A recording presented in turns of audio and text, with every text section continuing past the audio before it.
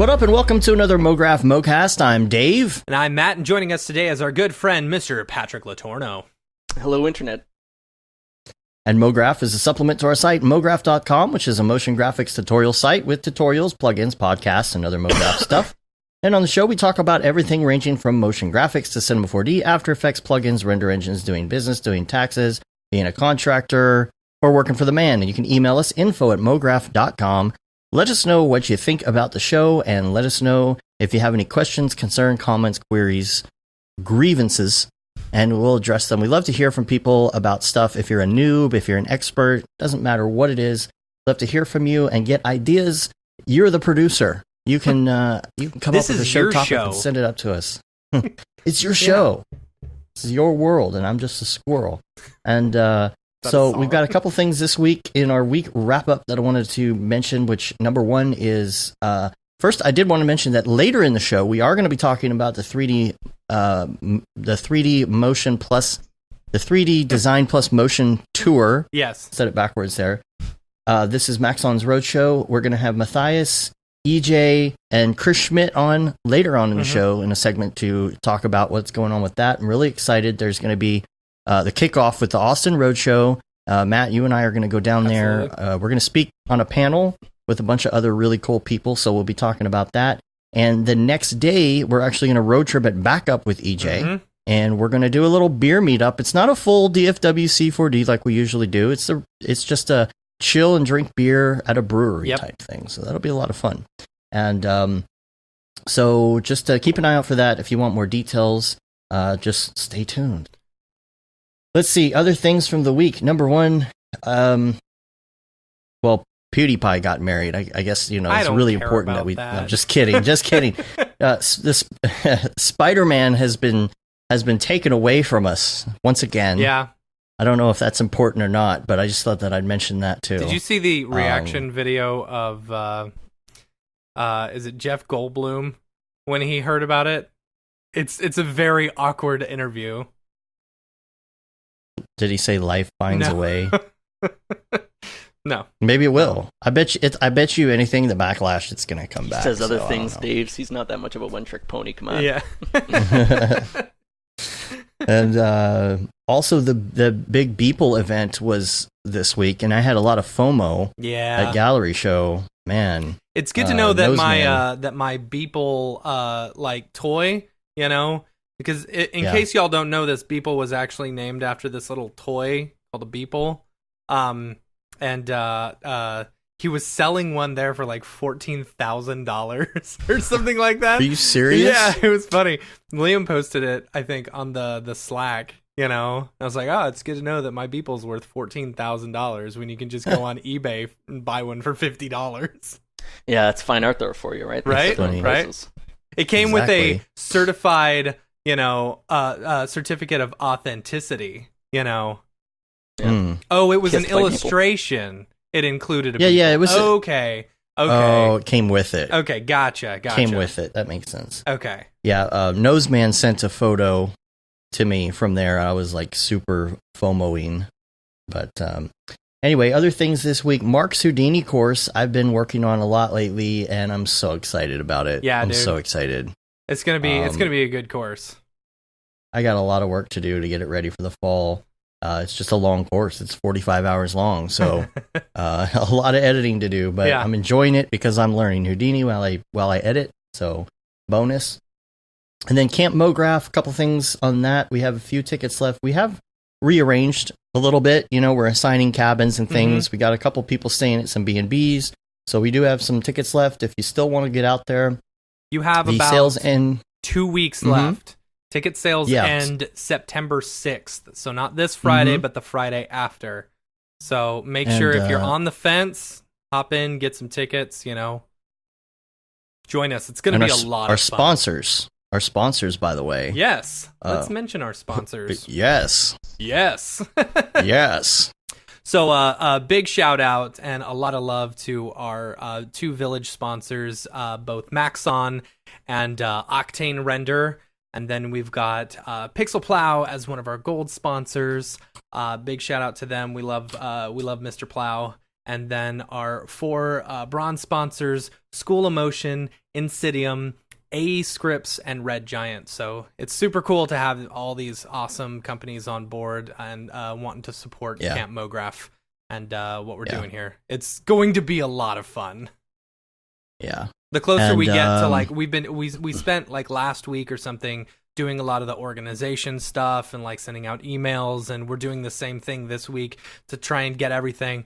And then once the 6th hits and we know exactly how many people we've got on board, then it's like full on Camp Mograph.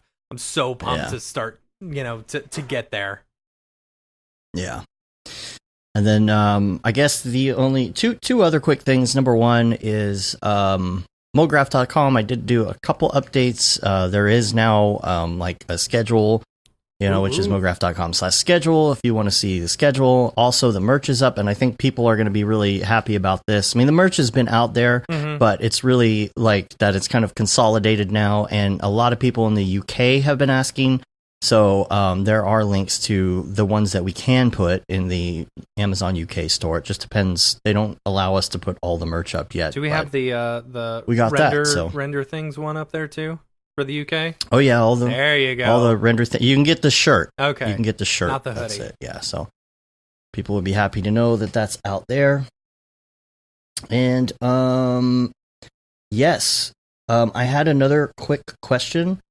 If anyone has any good suggestions for a relatively cheap gaming computer build on like PC Part Picker for kids, for playing Fortnite and whatnot, I've been looking at some lists and stuff, but I thought if anyone has, something like that, my daughter and I are going to build a computer together. So that's if really you're wanting what to build we're going for. That's probably different. Like me, I know you can go to Best Buy and get like a cheap $500 computer that's good enough for VR or something like that. Or pop one of your old 980s in there, it'd be fine. That's what I'm doing. Yeah. So, all that being said, Patrick, let's talk about you. Let's learn about you. A little bit. Let's learn about you. The broad, deep subject of endless interest. Yeah. Well, how did you get interested in this field? I guess first of all would be the question. 2004, 14 years old, watching Lord of the Rings as 2004, 14 years old. Oh man, I'm old. Oh man, that hurts, dude. Yeah, all right, go ahead. I don't know if you guys had those extended edition Lord of the Rings DVD sets, like the big honkin' box. Yeah. Mm-hmm. So watching the behind the scenes stuff on that really got me really interested in it. That was probably like the inception of my interest in art, in visual effects at least. Yeah, up until then, I had played a lot with, I don't know if you guys remember Bryce. Yeah.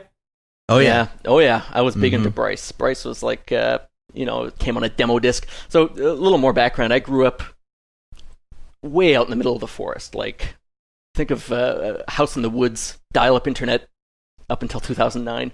Cool. Kind of nothing but cornfields around, right?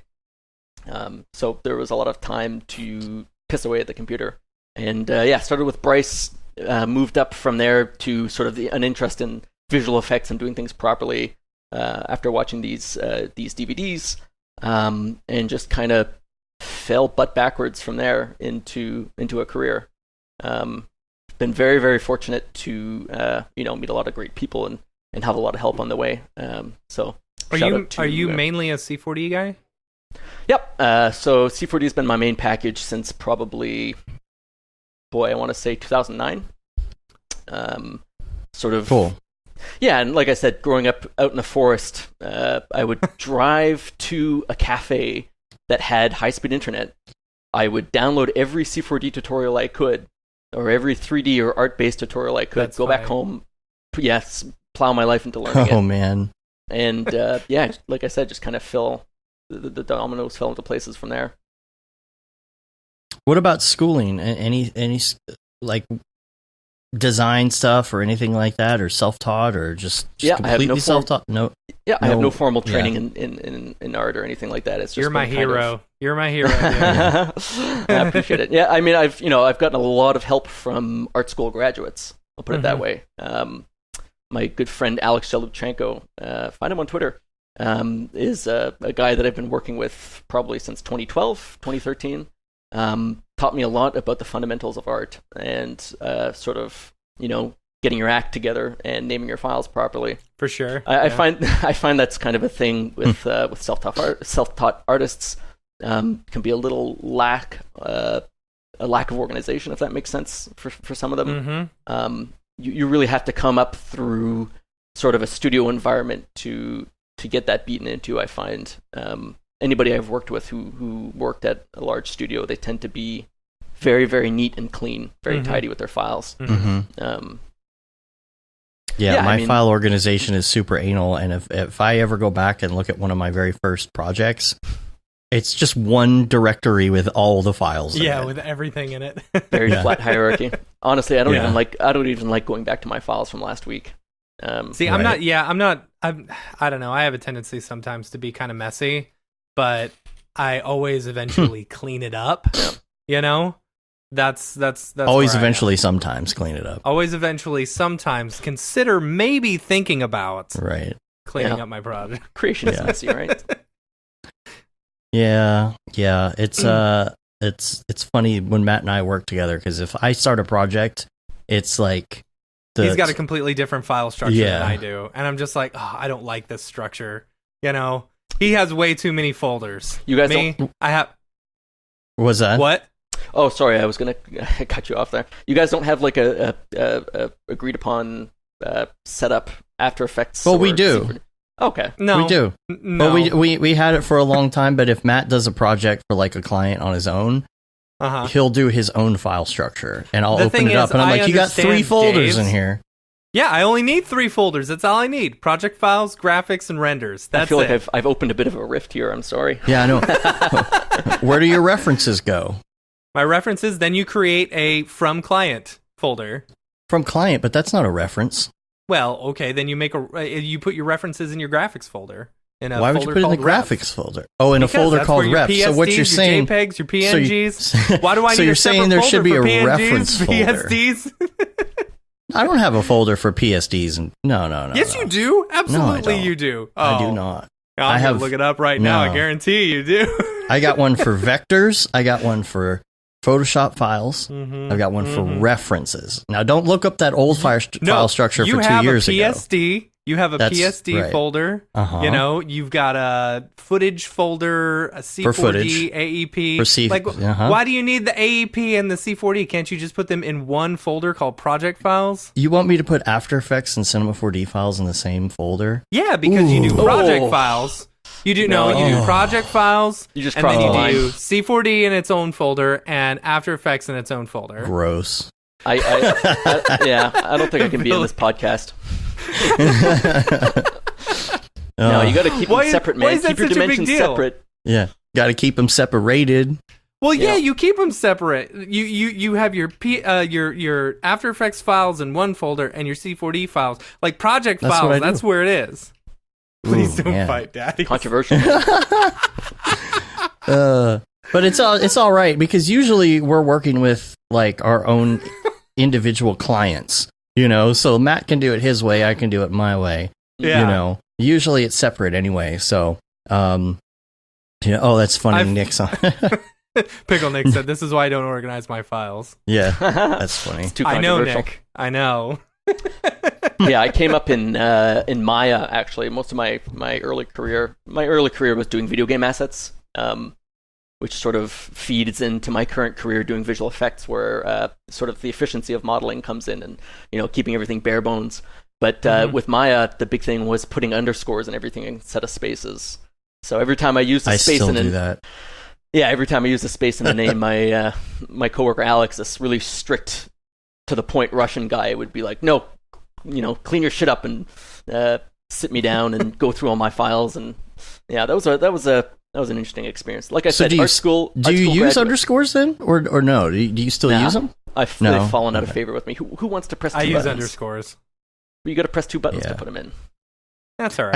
I think the original reason was because if you were using things like servers and like file paths and stuff like that, it could get hairy. But now that's not really such a big. Like Mac back in the day or PC back in the day, one of the two or maybe both couldn't do spaces for the longest time. Right. Yeah. I think it might be more software dependent. As far as I know, at least within Maya, it was a thing that you used. This was before your time, Patrick. This was before your time. Okay. We're talking pre-graphic user interface here? It's funny. That's funny. So tell us about your career path, though. So you got into this, and then what got you on your path to your career once you really started moving? So let's see here. Let me retrace. Didn't think I'd be asked about this. So it started out, as basically as a hobby, right? Playing with these 3D programs, Bryce, that kind of thing, getting whatever demo I could of whatever software just to see what it was about. And from there, I guess it just continued as like a personal passion to the point that I saw a job listing not too far from where I lived in a small town to do. Actually, sorry, my partner saw this. She pointed me to it, kind of asking me to get my act together. It was it just listed a job that just listed After Effects, Adobe Creative Suite as things that were required of whoever was working on it. And for me, it was weird to see this local ad that had the software that I used in it. So I ended up going in, interviewing. At the time, I'd been playing with RealFlow a lot, so I was like over the top, like, oh, I can do visual effects. And it turned out it was a 2D, sort of an LED signage thing. So this was probably around 2010, 2011. It was a 128 by 64 pixel sign. Was it single color? No. Or was it multiple color? Full RGB, 60 FPS. Nice. 60 FPS is cool. 60 FPS, that's nice. Because a lot of stuff these days still isn't 60 FPS, right? A lot of motion design isn't. So that was sort of my entrance into the industry, and I guess you could call that more of a traditional motion graphics job, right? Sort of 2D stuff, After Effects everything. I did try going over the top, and like this was in a town of a couple thousand people, right? I'm not sure why this sign or this job existed. I think it was a community development thing, but I was using like fluid sim tools to like, there was like a hot dog stand or something that had an ad, and I had like fluid simulated ketchup and mustard flying at a 3D hot dog, and I went very over the top. And from there, this sort of community development organization went under, and suddenly I was a freelancer. There was some sales element to it. We lost our salesman probably halfway through my tenure. So I became the designer and the salesperson, right? So I had to go to car dealerships and music festivals and stuff and try to, I have video of our 3 LED sign here if you'd like to. My voice cracking and sweat pouring down my face because I had never done any sort of, in-person sales stuff like that before. But it was a really, really important experience, I think, in my life, teaching you to just show people people. Yeah, show people what you got, show people what you're capable of, and if you're good at what you do, and if you're a decent person to get along with, it kind of it'll the rest will fill itself in. So after this company sort of went under, I had been on Twitter for about 6 months. My older brother Phil Letourneau is in the iOS industry, right? And they do apps and that kind of thing. And he had pushed me for years to get into Twitter and to push my work and to market myself and to show people what I was capable of. So I had listened to him. I had probably had about 6 months to a year on Twitter at that point, and I just tweeted, "Hey, I am now a freelancer. Fake it till you make it style." And it worked. From there, a theater chain in Canada here called Cineplex. It's like the AMC of Canada. One of the guys there picked up on that tweet and was interested in getting somebody to do some Cinema 4D stuff for the motion graphic style work. And from there it just took off. I was a freelancer for a few years. I worked for 2 years, like I said, working in the video game industry at a company called Martiancraft. And this was another. So this is sort of adds on to the large number of lucky breaks that I had, and I find that depending on who you ask, some people will not assign much to luck. I totally believe it's all luck. It really is. A friend of mine, Thomas Ingham, once told me that success is luck with a story behind it. Yeah, and that's what it was. It was a lot of luck. So I, through connections and through sort of being known as somebody who was capable of doing XYZ, I landed a job at this company working on a video game. And so myself and Alex, you can follow him on Twitter, Alex S3D, came on board to do assets and design. So we worked on a game for a couple years where we basically, it was like being paid to go to college. It was really weird. Okay. Everybody was kind of figuring out what they were doing. This company had lots of experience with iOS, but they'd never done a game project before. So they threw some artists at it and some programmers, and it was like a trial by fire. It was really great to be shown how little I knew, especially when it came to 3D asset preparation, efficient modeling, that kind of stuff. So yeah, 2 years of that, and then back to freelance for roughly until now. I did a lot of product work, a lot of film and television work. And currently I am helping out at Mad Microbe. We do medical visualization. That's awesome. Yeah, they're a great bunch of guys. Joel Dubin, you might follow him on Twitter. He's been part of the Cinema 4D community for a very long time. Really, really knows his stuff. Great guy. Him and Mitch Wishart and Mike have put together a really great company that is just we're growing really quickly. So if you're a 3D artist and you're really good, hit us up because we're hiring. So yeah, I've beautiful work too there. Oh, thanks. Yeah, I appreciate it. Not a lot of what I've done is made. I don't think any of what I've done has made it onto the website as of yet. I'm hoping to sort of refresh and update a lot of our real work and a lot of what's been put out there. Amazingly, a lot of that reel is physical render. Oh, yeah. Yeah. Was one of their guys at SIGGRAPH this year? I don't think we sent anybody else to SIGGRAPH. Okay. I was at SIGGRAPH. Alex, my coworker at he's working at Mad Microbe with me now as well, was at SIGGRAPH. Yeah, so part of my current sort of task list is pushing the whole company towards new visual effects based workflows. So Redshift, node based compositing. I'm a big Fusion advocate, Blackmagic Fusion. So sort of overseeing sort of pipeline development and look development. I have moving. Let me ask you this: as a fusion dude, how'd you find the transition from After Effects to Fusion? So that's an interesting question. Mm-hmm. The first time I used Fusion was to do sort of a director's cut of an ad that I had worked on with Jeff Bryant. Jeff Bryant and I can't remember who else we had on that job. Anyways, so it was 3D sort of visual effects stuff. I think it's still on my reel. If you go to polygons.ca, it's the little ladybug thing, moving up to a castle. I had sort of composited the job already in After Effects.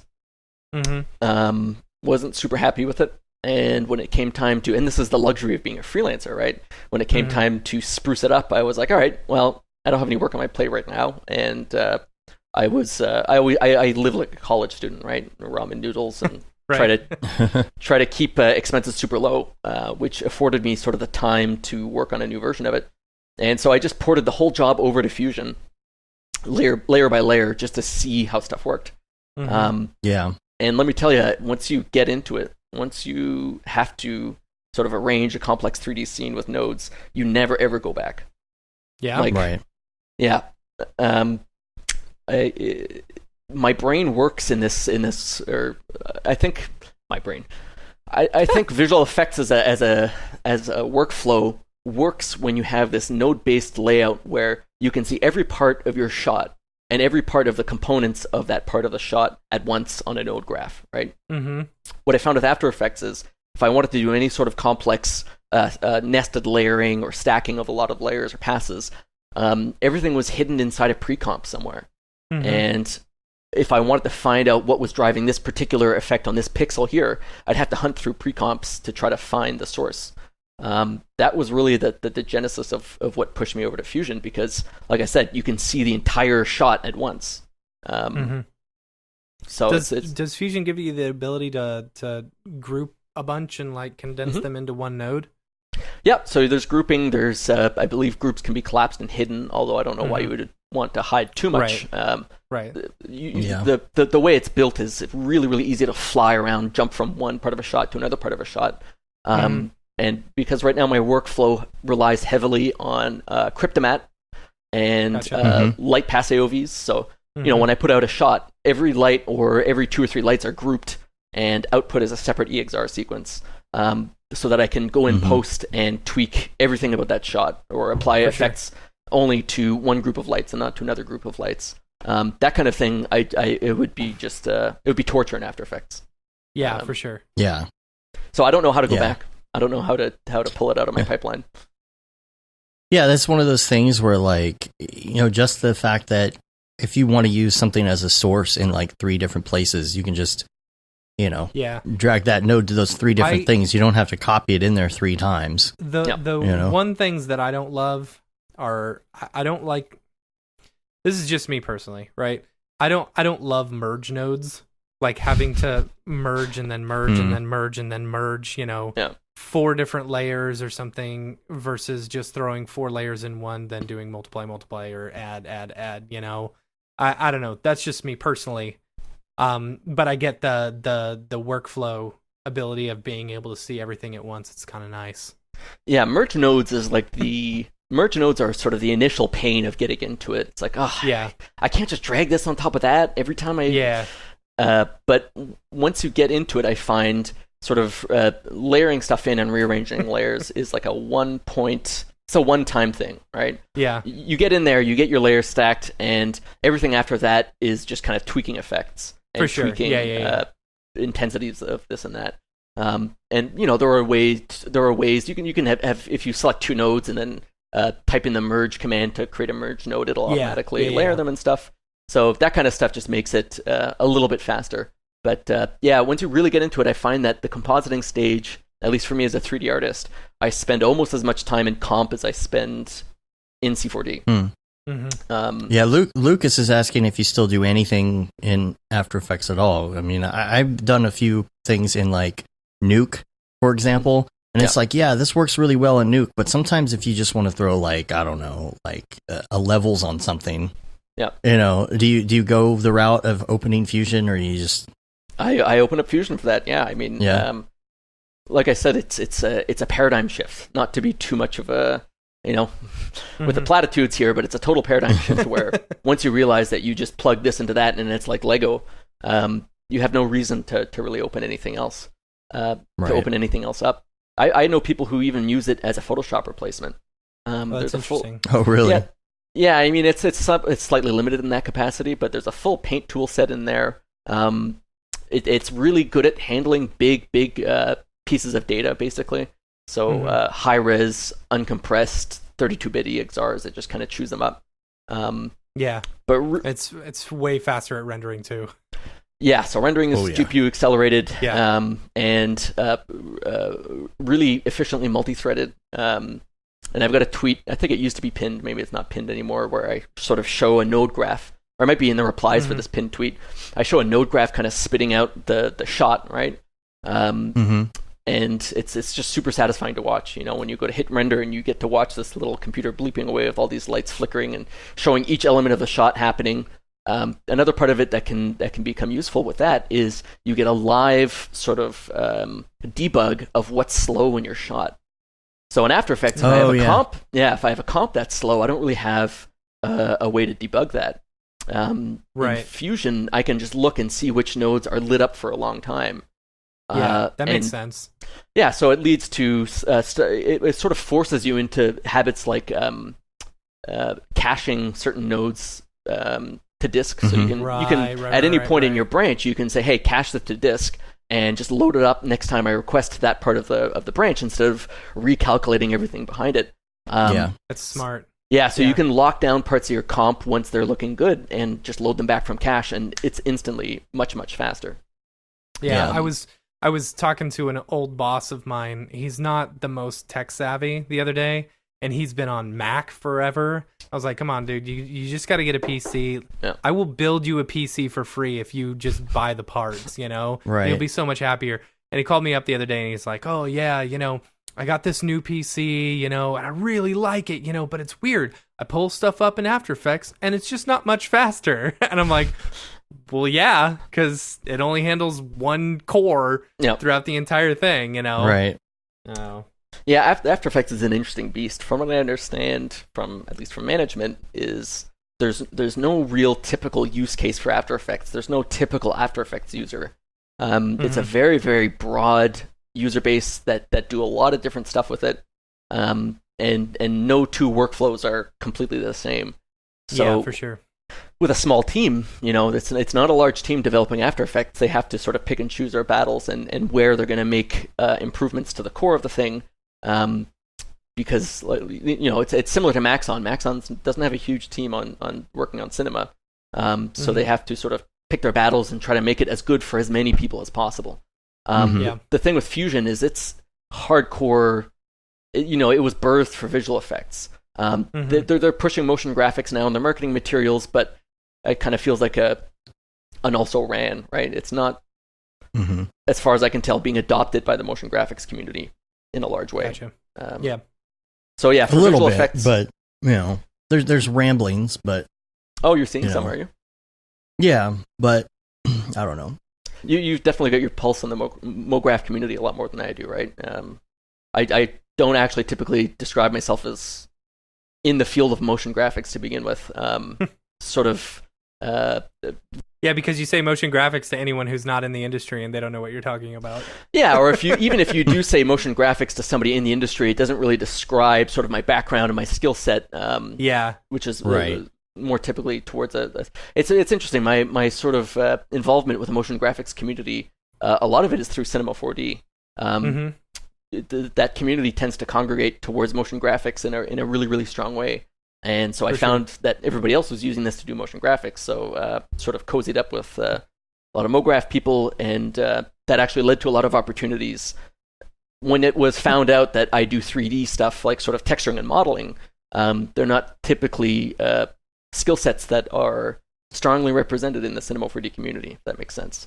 Yeah, like Teddy says in the chat, can you make me a website? You know how much I get that? You do visual effects and motion graphics, huh? You do graphics? Can you make I've gotten a that. website? Can I have a website? Yeah. I tell people I do visual effects, and they're like, "Oh, that's cool. Do you do websites?" Yeah, it's like a total in one ear out the other. It seems. It's like, oh, you're a doctor, huh? Can you fix my car? What? All right. That's funny. That's funny. I apologize that I'm eating during the show, but I made the terrible mistake of taking my antibiotic on an empty stomach. So. Oh yeah, yeah. You don't want to do that. I'm trying not to puke on you there. So that would not be. We've had a few of those shows where Dave's had to leave a few times to puke. I just disappear. Yeah. Do you guys remember when George H.W. Bush threw up on, what was it, the Japanese Prime Minister? Yeah. Oh, yeah. Yeah. Oh. I never actually saw it, but I do remember the Mad magazine showing him doing that. Yes. R.I.P. Mad magazine, by the way. That's going away, right? Yeah, I think its last issue was this past month. Really? Crazy. It's really strange to see how these cultural landmarks, these things that everybody knew about in, say, the 1990s, are just kind of fading away, right? Yep. TV Guide got bought for $1. Oh, that's funny. Yeah, TV Guide became this worthless thing that nobody wanted, right? It was an albatross. Cost more money than it made.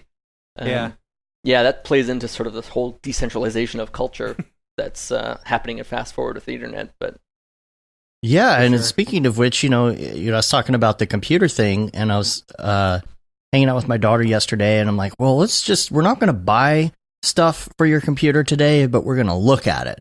We're going to look around, because we have Fry's here, and Fry's is in like California and a couple other places around the US, and it is just a mega superstore of everything electronic you can think of, from stereos and TVs down to resistors and everything else.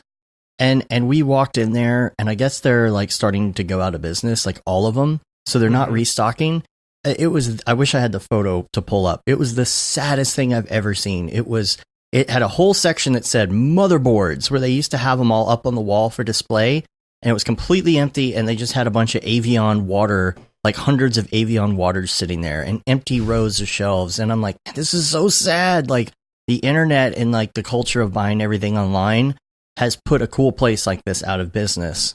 Yeah, that's the death of American retail, unfortunately. Yeah. Yeah. I mean, but still, like if you're buying a motherboard, like, I mean, I could understand wanting it that same day, wanting to build a computer that same day. But honestly, like, it's not like you can go to a store and try out a motherboard, like a pair of shoes or something. Yeah, like that, but sometimes you want to look at things like fans. Sometimes they have the fans on display, and then it's like, okay, here's a bunch of different chips you could buy, or here's some different hard drives. And a lot of times, if you're a computer enthusiast and you're building a computer, you realize I forgot that one thing that I needed. Right. Man, I got this kind of RAM instead of that kind of RAM. Well, let me just run up to the store real quick and swap them out. Nope. Yeah. You got to wait 2 days and you got to send the other one back on Amazon or Newegg. That's the thing that I miss about that, because as a kid, I used to buy resistors, and work on little electronics projects and things like that. You can't do that anymore. And it's unfortunate. When I was a kid. You kids these days with your online shopping. So it's an interesting tangent. There's a couple of ways to think about that. One is sort of the death of localized expertise. When you don't have this shop to go to, you don't have these experts to ask questions about this and that and to give advice on sort of purchases.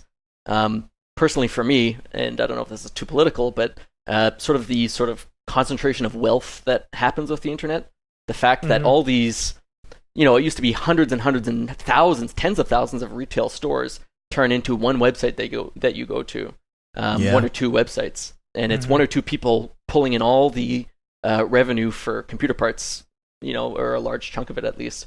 It's the same with I do a lot of bike riding, so bike shops are dying out. People go on the internet, but these were these localized, almost part of the community, right? These hubs of expertise that you could go to and sort of learn from. Are being pushed aside because they can't compete on price. And when you don't have to pay storefront employees, of course you can make things cheap, right? So we're all sort of voting with our wallets. But I think it's unfortunate that these things are kind of falling by the wayside. It's happening with taxi. I mean, even taxis. If you think about Uber and Lyft, right? All the sort of taxi money that used to be distributed amongst tens of thousands of companies is going to 2 companies in San Francisco. That's a huge amount of revenue going to 2 companies that used to be distributed. And, this isn't a defense of taxi companies. I've never had a pleasant experience in a taxi. But it's definitely something that is in the back of my head as I plan my, my cabin in the woods to retire away from society. It's definitely in the back of my head that the internet is hyper accelerating this concentration of wealth, this death of expertise, and kind of like a fracturing of the community, right? Why go out to the store and interact with a person when you can sit and click and order your thing off Amazon? And I say this as somebody who I buy scissors on Amazon. I buy everything on Amazon, right? I'm part of the problem. Yeah. I was funny story. I noticed that I'm in the process of buying a new car or looking at new cars and stuff like that. And I was like, well, how many miles do I actually drive? Because I work from home, and like last year, I think I clocked like 7,000 miles total on my car, which is like next to nothing. But I realized I was taking my kid to daycare every day, which is like, 15-minute drive down the street. I realized I was due for a oil change, because they say every 3 months or 3,000 miles. And so the 3 months was up. It was actually 4 months since that happened. And I was only at like 1,000 miles, Oh, geez. Yeah. So, I apparently drive 300 miles a month, which is nothing. And at that point, buy a $2,000 Craigslist car, right? Exactly. Don't get me started on cars and as an investment. That's like See, I don't know. I want to. So, in case anyone who doesn't know, we're having another child. Woohoo! First time announcement. Yay! Yeah. Thanks. So, we're having another kid, and so I've got a 2-door Jeep right now, and I really need a 4-door Jeep because getting 2 kids into a back of a 2-door car is just awful. Getting one maybe back not there a Jeep is awful. Yeah, especially maybe unless you got the top down. Yeah. So yeah. And the thing about these shops, like a couple people are saying in the chat, it's like you said, the bike shop. I've got a great local bike shop, and I hope it never goes out of. I'm worried about that. And then, instrument shops, Guitar Center, where you have that. There's always that one guy, and you go in there and you always talk to him because, he's going to tell you what you need, and you're going to geek out. I used to go to CompUSA and geek out with the local Mac guy about Macs back in the day. You don't get that online. Yeah, in the same way. It's, I don't know. If you can't go to a Mac store and geek out with a Mac person anymore, No, it's true. It's way too. I remember back in my day. No, back when they first opened the Apple Store in Dallas, you could go in and there wouldn't be anyone in there. Now you go into an Apple Store and it's elbow to elbow. Phones. Because it's all phonies. Yeah. All phony? I said phones, but both, I guess. Yeah. Phones and phonies. Oh, phones. Okay. Mm-hmm. I used to buy resistors myself. Yeah. I used to calculate the ohms one by one. Yep. Oh, geez, you got hardcore into nerding out on hardware then. Oh, man. I would solder stuff as a kid and look up things in books and I just got my first soldering iron. That's how. Oh, really? That's how far behind I am. Yeah. Yeah. Now, did you go with the cheap one, or did you go with the gas powered, the butane? Gas powered soldering iron? They have the butane ones. They heat up really fast, or is it? You're not joking? No. I know what he's talking about. Yeah. Oh, they had a butane one, and I think it was wireless, right? So you just you'd get a little flame, and then you'd put it in the thing, and then it would heat up. My dad used to have one when I was growing up. Is it a pull? I was imagining a pull cord start lawnmower engine. Oh yeah. Hold up, son. Let me power up the soldering iron. You're just. Yeah.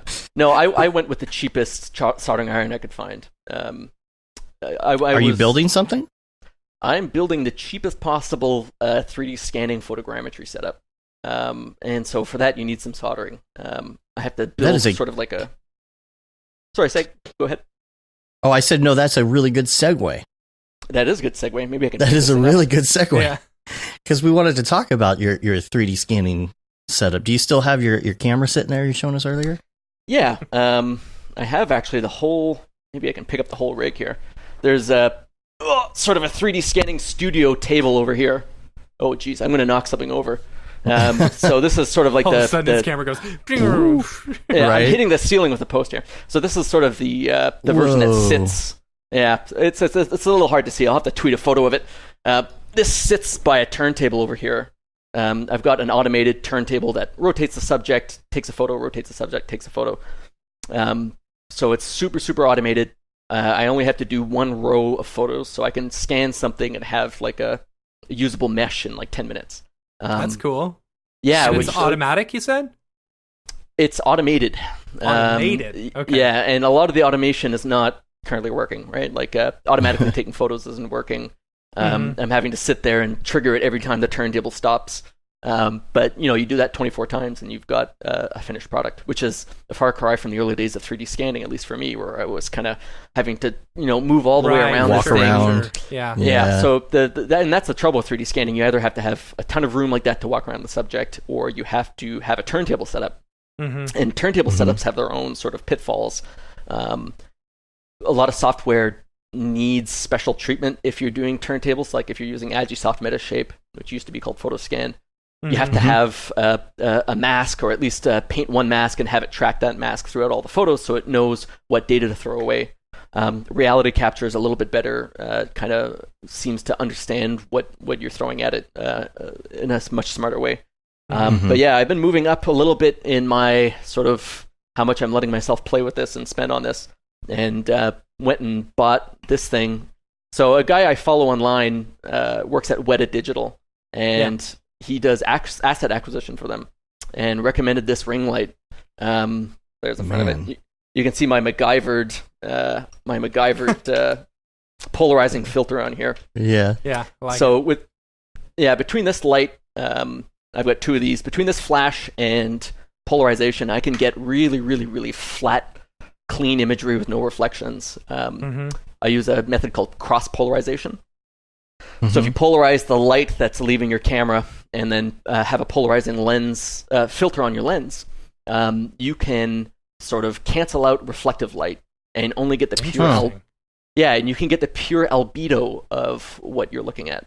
So I'll have to tweet an image or put it up on Instagram, a video. Basically, you can go up to something and turn this polarizing filter and watch all the reflected light go away. Actually, I do have a tweet on this. If you scroll down on my Twitter a bit, there's sort of a video of a wrench, an old wrench, that just goes from a normal reflective-looking wrench to this bright orange-looking thing. And it sort of teaches you a lot about materials doing this, because this wrench is a metallic object, and metallic objects... Oh, yeah, okay. Yeah, so, that's funny, because I was thinking to myself, I saw a tweet something similar to this. It was you. Yeah. Yeah. Yeah, so basically what you can do with cross-polarization is and the reason you need to do this is because reflections really mess up 3D scanning. Right. If there's a reflection on something, so if I take this I'm not going to be able to show anything reflective.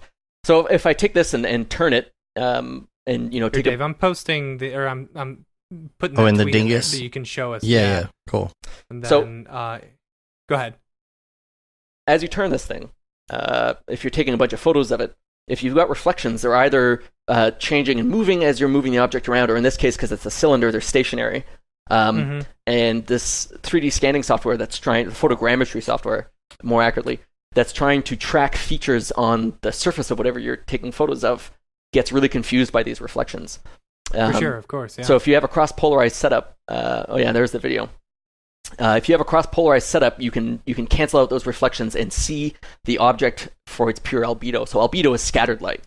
Basically, the way the way it works is that the reflected light, if it's a sharp specular reflection, retains its polarization. Right? So you're polarizing this light as it leaves the flash to have a certain orientation, and it comes back, and you've got this filter on the lens that can let you cancel that light out. But light that is scattered does not keep its polarization. So what you end up with is, in the case of this wrench, you just basically see the rust. If it were like a mirror or a more mirror-like object, it would turn almost pure black. And so that's what you need for 3D scanning. There's a tweet, I think, before or after that, where I show the sort of scan of the wrench and some mesh detail. And it comes out really, really nice. So yeah, that's the second one I sent you, Dave. You could pull that one. Oh, okay. That's what the mesh detail of that wrench was. Yeah, so 3D scanning pro tip, cross polarize. And I owe a lot to the online resources that I've learned from about this kind of stuff. So Ian Spriggs has a great article on cross polarization and its effects on 3D scanning. I think I did a muffin too recently, although that one wasn't cross polarized. That muffin was weirdly popular. People seem to really enjoy it. So yeah, what's the polygon count on something like that? So on the wrench, never mind, 30 million. Yeah, 30 million polygons on the muffin. Yeah, so the muffin was like 35 million. 3 gigs, holy cow! Yeah, 3 gigabyte muffin. Wow, that's crazy. Yeah, so we'll put links to that too in the show notes for anyone who's listening. And so there's a bunch of questions in the chat that I wanted to get to real quick. One was, so it's not really, I guess, about how many cameras you have, because you're using the turntable. So I guess my first question is going to be, but you've got it's what 3 kind of cameras, right? From it looks the look of your setup, it looks like it's 3, right? Yep. And what kind of turntable are you using? Is it something that's made specifically for this, or are you making something yourself? Yeah, so I'm using the Foldio 360. It's a pre-made product. It's sort of targets e-commerce, right? So if you want to take a lot of 360 photos of, whatever you're selling on the internet, people will use this for it. eBay sellers, that kind of thing. It lets you do the click and drag thing. Combining that with 3 DSLRs, you end up with 3 rows of either 24, 36, or 48 stops. And you pull it into Agisoft or something, and you'll see the camera positions, right? And you get the equivalent of having walked all the way around this thing at several different elevations to get as many views of it, as much parallax as possible. There's the Foldio there. So yeah, you can see it's usually for eBay sellers, that kind of thing. But really, really great for photogrammetry. I was shown this by a Dutch website whose name escapes me. but it's been really fantastic so far. So yeah, the 3D scanning thing just kind of started as like just something to throw write-off money at, if that makes sense. So, That's interesting that it's got a built-in light there. Yeah, so the light, I can't speak to its effectiveness. I haven't used it a lot, but it's got an app, a really great app on the iPhone that lets you turn it. You can turn it every which way or set preset increments of the number of stops you want. And I've been told that they're working on software for Windows to sort of connect your camera directly to your PC and have these pictures offloaded onto your PC as you're taking them. Right now I use something called Digicam Control, and so all 3 of those cameras are plugged into my PC by USB. That's pretty cheap. $139? That's not bad. Like I said. Oh, that's with the tripod, yeah. So wait. I'm confused. Yeah, the pricing is a bit weird. Never mind. That's awesome. Yeah, and that's sort of been the point, is to build it as cheaply as possible. And a couple people were asking about what software you use. I guess I didn't realize that the Agisoft changed their name. The photo scan, it's called what now? Metashape. And I've tried the demo of the. Yeah, right. Yeah, I guess I don't know. Are they changing the design? Is it getting a little bit easier to use? Because the interface always seemed a little clunky to me. Yeah, PhotoScan's interface is not fantastic. It's a bit legacy. There are competitors out there. There's 3D Zephyr. There is Reality Capture, which I've used, which has been really great. Reality Capture. Tried a demo with that. Yeah, it's easier. So the problem is that no matter what 3D scan software you use, acquisition of the images is a lot of work. Processing of the scans themselves is a lot of work. Fixing the scans is a lot of work. That's what I was going to ask. Do you retopo stuff on the reg Yeah, so you've got to retopologize every scan that you bring in, right? So that muffin is 35 million polygons raw, but I resample it to maybe 200,000. It's not bad. It's not too bad. And then I bake an 8K displacement map. So when you go back into Redshift and you're actually rendering, you're going back to close to that original quality. I would keep it at 35 million, but when you need to create the texture, it's really hard to UV unwrap 35 million polygons. So you gotta bring it down to something a little bit more reasonable, especially if you're in Cinema 4D. So you got to bring it down to something a little more reasonable to sort of transfer that detail on. And you can do all sorts of stuff. You can bake ambient occlusion maps. You can bake normal maps. You can there's a lot of different methods for adding detail back to a scan after it's been down-resed. But what is are you using software for retopo? What are you doing to do that? It depends on what the final use case is for the object. Typically, so a lot of people love quad-based retopology, right? Everybody wants this really clean mesh. But honestly, if you're not, and this might be from my game asset background, if you're not going to be deforming the mesh in any way, it can be whatever works, right? Whatever gets the triangle count as low as possible. So for retopology, Houdini has a lot of great tools for this. Houdini has something called the game res node. So you can plug in like a super high res mesh to this thing, and it spits out a baked low poly map like that. Very, very handy. Interesting. A lot of the triangulated meshes that I use, honestly, are just right out of Reality Capture that you can down res within that software. And you end up with something that, like I said, is not, you're not going to be rigging and deforming this thing, but what matters is that it's UV unwrapped and that you can displace it. Yeah, and how is the displacement done at that point? So, at least for the muffin, get ready for a blast from the past here. For the muffin, I used something called XNormal. XNormal is this, if you've ever seen it, the interface looks like Winamp. It's the Winamp of it's the Winamp of baking software. It really whips the displacement's ass. Exactly. Yeah. I'd be surprised if that wasn't on their website. XNormal was used to do the displacement on that, but you can bake it in pretty much anything. Aaron Kovret, good friend of mine, did C4D talk at at NAB, where he talked about his methods with baking normal maps and stuff, and he was able to do that in Cinema. A lot of this can be done in Cinema. It might not be the least painful way, but it's workable if you need to do a presentation. From there, it's just a matter of what do you want to use this asset for? How low poly does it need to be? Do you need displacement on it at all? If you're doing like a background prop, you probably won't need to do sub-polygon displacement.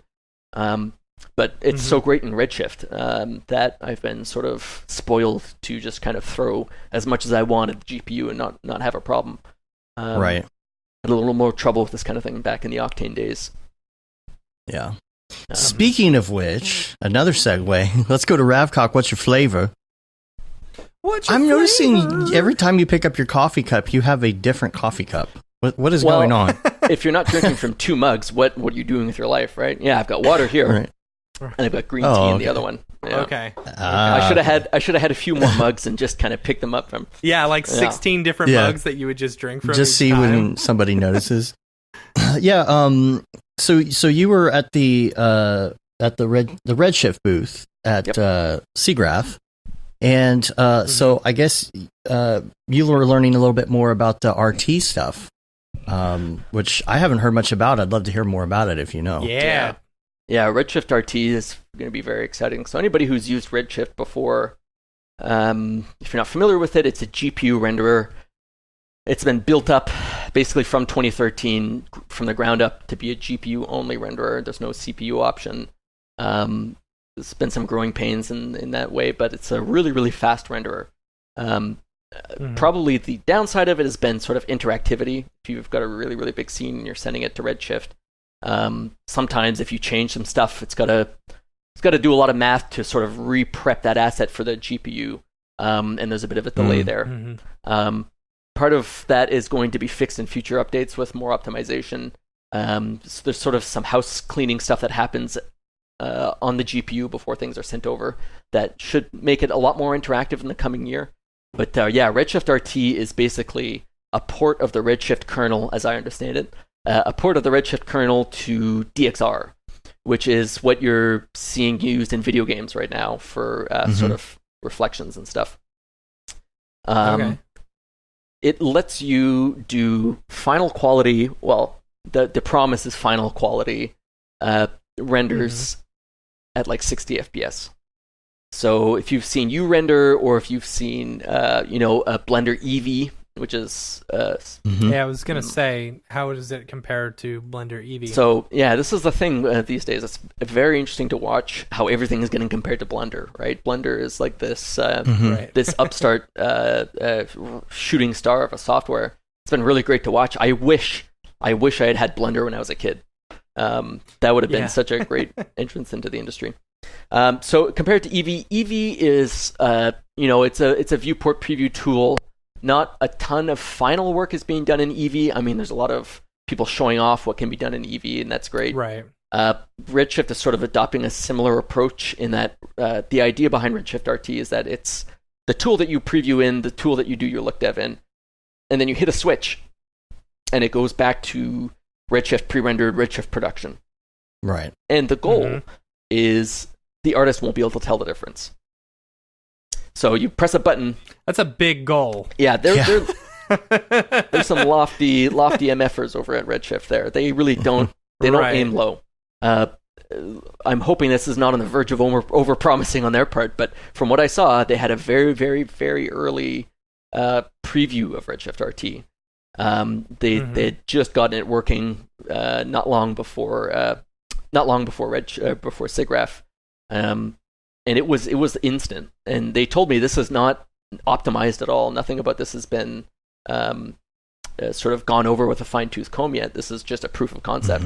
And he was moving the camera in this scene, and it was think of like a stylized interior scene, maybe like the Rusted Pixel would do. Stylized interior scene with light coming through the window and making big time GI, and it was the most beautiful thing I've ever seen for this camera to snap to a new position and instantly you see this update because my sort of my area of expertise is usually in look dev, so making stuff look material workflows, lighting stuff, and to imagine having this tool that I can just kind of immediately see updates from. That isn't Octane is a very exciting prospect for me. And, I spent a couple years in Octane. I used it in production and stuff. So there is that part of me that really misses its responsiveness and sort of the instant feedback that you get from it.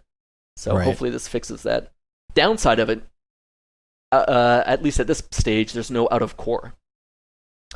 Oh. Yeah. Okay. So you have as much preview space as your GPU can hold, basically, at that point, your VRAM. I think a lot of Quadros are going to fly out the door when this happens because people are going to want the 48 gigs to preview their Redshift RT scenes.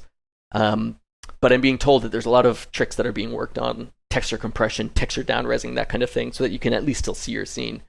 Gotcha. Personally, I don't. Is that just because of the transfer time to get it, back from the hard drive into memory? Like, what is there a reason? That's pretty much it. With GPU rendering, every time you want to render something, everything about that object has to kind of get baked out to be compatible with the GPU. If you've ever used Redshift, there's pre-processing time. This is the whole thing with Redshift proxies, right? When you output a Redshift proxy, you're pre-computing all of that. Translation ahead of time, and when you load it from disk, it just gets piped straight into the GPU. Whereas usually when you want, interesting, if you're not using Redshift proxies. So, not to throw you off really quick, but that brings up an interesting point. So, say you take your project and you render, or you export it out to a Redshift proxy, and then bring it back into your thing, and then render it. Will it be faster? Yes. The initial sort of load time will be faster because like I said, you're pre-compiling it for the GPU, if that makes sense. And at that point, your interactivity gains are pretty huge. Typically, Redshift proxies are best used if your object has a lot of geometry and you don't need to change it. Because you're baking this thing out, and you can't go back in and change the polygons on it. You can't go back and edit vertex data because it's all sort of baked down. But at that point, you can have the way proxies are handled is they're only loaded into GPU memory when array crosses their bounding box.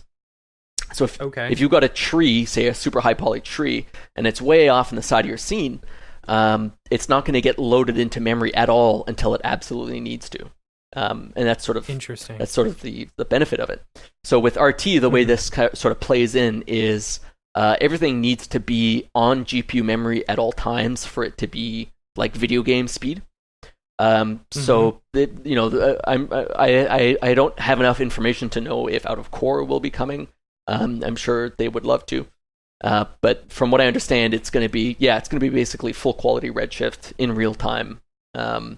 So what's the advantage of using, production Redshift versus Redshift RT if it's just going to look the same? And that's a good question. That may be a question for the devs. But from what I understand, the thing is, for me, if you could get like 75% or even 50% of the way there, in RT, and like say you've got issues with like banding or some I don't know, artifacting or something like that, like as long as it's like good enough for look dev, being able to render that out and be like, okay, now let's switch over. Okay, now I've got like 20-30 seconds, 2 minutes of render, frame or something like that. That's still good enough for me. Most of the time I'm rendering out hardware passes. People can't even see what these textures look like and stuff like that, Yeah, I'm really excited for it as a sort of play blast tool. That's going to be fantastic to have basically final quality instantly. From what I know, some stuff won't be supported that would be useful to have that's supported in full production Redshift. So stuff like light linking. I didn't ask about AOVs, if arbitrary output values would work. But I wouldn't be surprised if like the output that you get is just that final rendered image. But I'm speaking on very little information there, so don't quote me on that. Yeah, but still, even if you're able to like set those up after the fact, like I'm saying, like play blasts would just be like cake to be able to get out. Oh yeah, play blasts are about to get much prettier. So it's not an immediate term thing. We're not going to see anything this year, I don't think. But it's something that's off in the background being worked on by some really smart people. And they've expanded the team for this too. So they've got a new team working on Redshift RT with the developers of Redshift sort of overseeing it and doing the core architectural stuff. The Redshift developers themselves have a background in video games. They used to write video game render engines, right? Mm-hmm. They did they were a little freaked out that I knew this detail. They did the the render engine for the Da Vinci Code video game on PS2. Like this. Oh, that's yeah. I said that, and Rob Slater was like, "How did you know that?" And he was kind of backed up for me a little bit. I learned it. Have you been following me? Yeah. Yeah. So the focus for them has always been on efficiency. They had to be efficient. When you're writing for the PS2, for the PS3, that kind of thing, you have limited resources to work with. So that's always been Redshift's MO. So to go back to RT is going to be this really interesting full circle thing. Like I said, the main advantage might not just be AOVs, it might be this out of core thing. So if it is in fact the case when it comes out that you can't go out of core with Redshift RT, that's going to sort of kibosh a lot of dreams of like super, super high quality output from day one, right? Because if you have... Yeah, maybe. I don't know. Well, we'll see. I rarely ever, if ever I have, gone out of core with stuff. I mean... You got some simple Mograph stuff. Right. I don't think you're ever going to get out of core on that. You're right about that. Mograph is going to be, for Mograph stuff, it's going to change a lot for people, I think. Depending on what kind of stuff you can output from it, the speed of it is going to be just spectacular. Even with complex stuff, Redshift can hold, 12 million triangles in 1 gigabyte of VRAM, right? Wow. So if you've got 10 gigs of VRAM, your out-of-core geometry really is not going to good, be. And Redshift does something. Yeah. So I've had a lot of people ask me about the differences between Octane and Redshift as I evangelize over the last couple years. I was on like the Redshift pre-alpha, using it for final production work. Like for sure. I took a big chance there with Redshift's pre-production pre-alpha version. So the Redshift not only can hold a lot of geometry in very little space, but the way it handles textures is similar to the way Arnold is. If you pre-process your textures in Arnold, you can save them out as an Arnold texture file. When you give Redshift a texture, it takes this 8K texture, and the first thing it does is it makes bitmaps of it. So bitmaps are just like 8K, 4K, 2K, 1K, 512, 256, 128, all the way down to 8x8. Right. But it also tiles the textures. So you give it this big 8K texture of a face that includes the back of the head. If you're doing a render where the back of the head texture elements aren't required, it only loads the tiles from that texture of what it needs. Oh, interesting. And only at the resolution that it needs. So it's tiled bitmapping, it's called.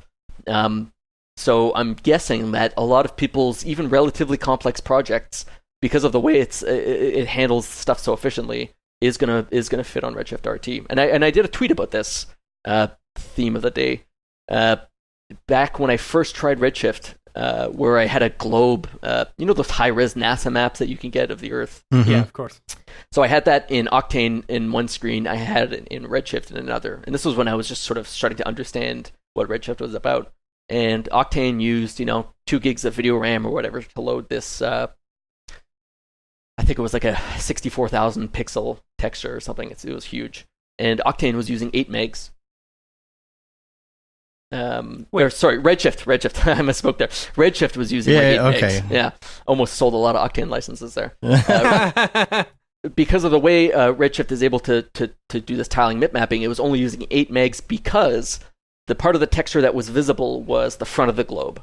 Right? So, and because there was nothing fancy going on there, no reflections, the back half of it didn't need to be loaded.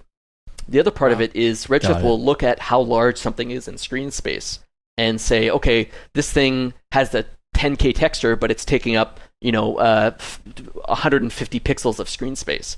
It'll look at that screen space size and say, I only need to load the 512 by 512 version of this texture. It's like LOD for textures, basically. Very good. That's exactly, it's very much like an LOD for textures, but also frustum culling, so, things that are outside of your view don't need to be pulled up, and things on the backside of objects don't need to be loaded into memory. So, I haven't been able to try any of my stuff on Redshift RT. I'm hoping to be able to do it as soon as possible, but I'm really anxious to see what their solutions will be for sort of, large texture complex scenes, because typically I like to throw a lot of data at whatever I'm rendering, a lot of, with medical viz, now it's a lot less, there's not a lot of sort of bitmap texturing being used, if that makes sense. I do a lot of procedural materials, for sure. Which saves a lot there. There's a ton of geometry, though. A lot more than I used to use. But yeah, typically in my personal projects, I like to throw a lot of texture detail at my stuff. As part of what drew me to Redshift to begin with, knowing that I could throw basically unlimited geometry and unlimited textures is what Redshift's pitch was from the start. So I'll be very interested to see how much they will rely on like crunching down textures if you go over your GPU limit, or what other tricks they might have. But yeah, it's exciting time. It's an exciting time for rendering. I mean, if you think back a few years ago, your choices were like V-Ray. Arnold was still very young, at least earlier in my career. It was this upstart thing that was too slow for anybody to use. Yep. You had like Maxwell. Yeah, it's Brazil. funny if you go back to some of our early episodes where we're talking about Arnold. Like, I'm like, oh yeah, it produces a pretty picture. It's just way too slow, you know. Yep. Now it's not as much. No. And you got Splutter. Was it Splutterfish? What was the one? That's way old. That was like one of the very first like GI things. There was like, oh, I think it was Splutterfish, something fish, some kind of fish. Yeah, showing my age a little. Yeah, get fish render. But we got a couple email social questions that I think will be pretty fun to answer here. And so one of them though, I don't know who this is from, because Matt, you sent me the text, but I don't know the person's name, unfortunately. Yeah, and I don't remember it now because it was on Slack. And then it disappears. Yeah, you know, because we don't pay for it because we cheap. Whoops. All right, let's go to that real quick. It says, I've been working as freelance in Brazil, and I used to work a lot in different tasks, from modeling, the rigging, animating in Cinema 4D to making 2D motion graphics in After Effects. I feel that because I've been working most of the time by my own, I may be losing the opportunity to learn from others and other professionals working in different pipelines. A friend of mine who works as a chef used to work a couple of months out of the year for some restaurants around the world, and I was thinking if it would be possible to do that as a motion designer. Do you think it's possible to approach some studios in the US or Europe looking for that kind of deal? That's a really great question. That is a really good question, yeah. And they're totally right about the whole, you know, if you're the only person who is doing motion graphics for a client or for a company, like I was going to say, Patrick, this was probably you when you got that first job working in After Effects, you know, like you're the top dog there. You're the one, you know, you're the expert, and who are you going to learn from? You know, it makes it difficult to really grow as an artist. Yep. Story of my life. I've never had to, outside of that job, I've never had to work in-house at a studio. Yeah. I've been able to do full-time freelance remote since probably 2011. Nice. And the downside of that is, even when you do find somebody who knows a lot about subject XYZ, there's no high bandwidth interface between you and this person that can match them hovering over your shoulder while you're using a software that you don't understand. Absolutely. Yeah. Absolutely. It's a whole other ball game. And it sort of plays into the importance of working on site if you can, at least once. And what this guy's what this guy's asking about, sort of doing a tour, it could work if you're super, super talented. A lot of these shops will pull people in freelance for a couple of months at a time, a month at a time, but you got to have chops. Like you've got to really be able to impress them, unless you're looking for unpaid internships. Yeah. And people will jump at unpaid internships. Anything you can do to find your way into that sort of environment, though, it's super, super important, because that sort of in-person, valid critique of what you're doing is worth its weight in gold, right? You should always be seeking out, first of all, experts in what you do, and sort of validating what you're doing against what they teach, but also asking people for this sort of advice and techniques for how they do their work, and it's very difficult to do on the internet. Yeah, I think that's why I really enjoyed our little short stint over at Already Been Chewed a couple of years ago, because just being surrounded by so many talented artists was just so great to just soak up that feel. You know, even if you're not working for people who are, even if you're working for people who are on the same level as you, you know, still you have a different workflow, you have different sets of knowledge that you can, you know, feed off of each other. You know, that's also extremely helpful. Yeah. Well, hopefully that's something. I think if you can work that out. Sorry, I don't have your name here, but if you can work that out, that would be a great scenario, just to learn from some people just for a little bit, or find a studio that's like, well, usually during this time of year we have kind of an upswing and a lot of stuff going on. Maybe you could find somebody who might need help maybe 3 months out of the year on a yearly basis. Maybe even those companies that have a lot of holiday work that starts in like October and then ends at the end of the year. That's a good scenario too. We get quite an influx of clients coming to us with, holiday work around October. That I bet you a lot of people have that same scenario. So, yep. Also wanted to go to one from Craig. This is kind of parts, so I'll kind of do this in parts. He says, always enjoy the podcast. A couple of things for you. Cinema 4D. I'm considering taking the plunge into 3D. I've got 10 years plus of commercial experience designing and animating in Photoshop, Flash, After Effects, and creative agencies in London. I'm interested in recommendations for Cinema 4D tutorials or courses, I guess, with a level of professional expectation, if that makes sense. Also, I'm aware that there have been a lot of updates in recent years, so I'm looking for updated content. Let's see. In my work, I have Pluralsight and Skillshare accounts, and have also funded School of Motion courses in the past. So many options. Recommendations welcome. And I'll get to the second part later. But if you're what was the question? If you're just in that like Flash, Photoshop, After Effects environment, especially Flash, wanting to make the jump to 3D, that jump to 3D, it's so easy to use. Number one, it's so intuitive if you're already coming from that world. Like that's like a no-brainer. With even if you're in After Effects, you're using Cinema 4D Lite to get your start, or now the subscription model, whatever it is, so that you can. Yeah, you pick a perfect time to jump into Cinema 4D, right? 'Cause starting next month with the subscription model is going to be game changer, killer.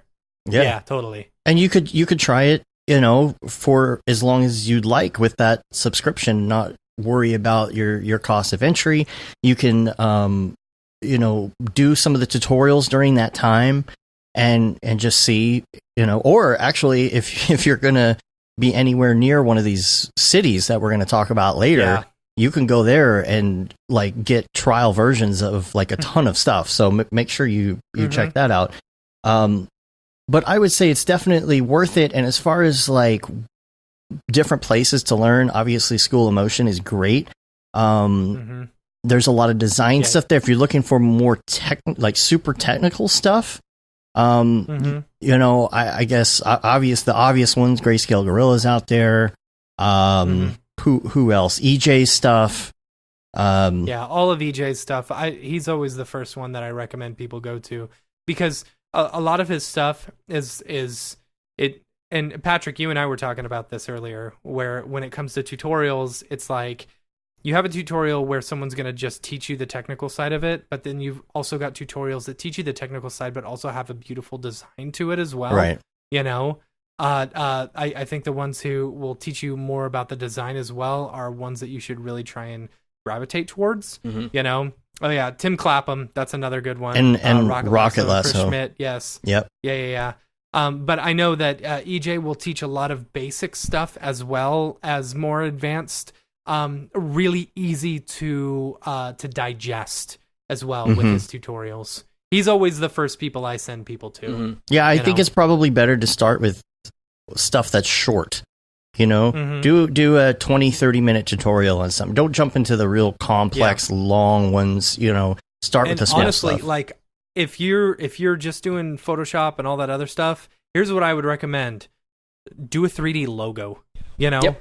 That's the best way to start. That's how I started. I went from After Effects, and the only reason I wanted to learn 3D was so that I could make my logos look better, make my text look better. Learn how to do a 3D logo. That'll teach you a lot of the fundamentals of 3D. And yeah. And he also mentions that he's on an iMac because that's what was provided at work. So you might have some limitations, but don't let those limitations like render engines or things like that discourage you, because you can still learn everything and do, you can still make great looking stuff in standard render, physical render, pro render, whatever. Absolutely. And worry about that later. If you need to, send it off to Pixel Plow. True. Yeah, use a farm. Yeah, I sent some stuff over there the other day. Man, it was so cheap. It was like $15 for what would have taken me probably 10 hours to render or something. So yeah, it was so cheap. On the tutorial front, I gotta recommend Tim Clapham HelloLux as much as possible. He has a tutorial series called Learn C4D in 1 day, or Learn Cinema 4D in 1 day rather. I think it's like $100, and he goes through. I used his Learn Fields in a day when Fields came out. Yeah. How was that? It was fantastic. I thought about picking it up because I feel like I'm just so behind on Fields. Yeah, I watched it on a flight at like 2.5x speed to try to get as much of it as possible in the time I had on this airplane. I find that's the only way I can get myself to really get into tutorials now, is if I have no other option. So learn C4D in 1 day would be great. And eventually learn Fields in 1 day would be great. If you guys are thinking about it, I can't recommend it enough. When you really understand what Fields brings to the table for Cinema 4D and what you're able to pull off with it, I use that stuff daily now. The performance. Well, see, here's the question. He's got this Learn C4D in 1 day, but then he's got Learn C4D rigging in 1 day. It's like, well, if I was supposed to learn C4D in 1 day, wouldn't I just buy the... You've got him there. Bulletproof logic. All right. No, I've been going through the Rich Nosworthy Redshift course, diving into that, and I learned so much from that. Obviously, like if you're on an iMac, that might not be the best thing to start with, but eventually you can. Yeah, this person is definitely looking for the basics of 3D. This is a person who has a lot of experience learning software, but needs to know sort of the fundamentals. So, I mean, pick up something like Learn Cinema 4D in 1 day to sort of wrap your head around the software itself, but just head up YouTube. Yeah, it's $98. There you go. HelloLux.com. $98 for Learn Cinema 4D in 1 day. Yeah, that's pretty good. You really need to also sort of learn fundamentals of 3D that don't apply to just the software you're using. That makes sense. Right. There are a lot of tutorials you can find online about just the fundamentals and the sort of the theory of 3D modeling. Modeling will be a big part of what you're doing, depending on the kind of work you want to do. Matt's advice to do a 3D logo is really great, because you can bring in a design from Photoshop or Illustrator and kind of extrude it out in 3D, and suddenly you're learning about geometry, you're learning about lights because you got to light the thing, you're learning about materials because you got to beveling. Yep. Learning basic modeling stuff, learning how to render out the 3D image itself. So like you guys said, there's never been a better time than now to learn 3D. So when I was first getting into cinema, what I used to do was anytime I'd apply for a job, I would take their logo, do a 3D spin of it, render it out, and then send that along with my resume, and my reel, and say, here, use it however you'd like, What a suck up, Matt. Yeah. It never worked, but still. The other part of the email is about Slack. He says, I've been part of your Slack for quite some time and have very little time to actively participate. I know there's a lot of channels, and I'm That's often... the rest of us, too. Yeah. None of us have any time to actively participate, but we do. Yeah.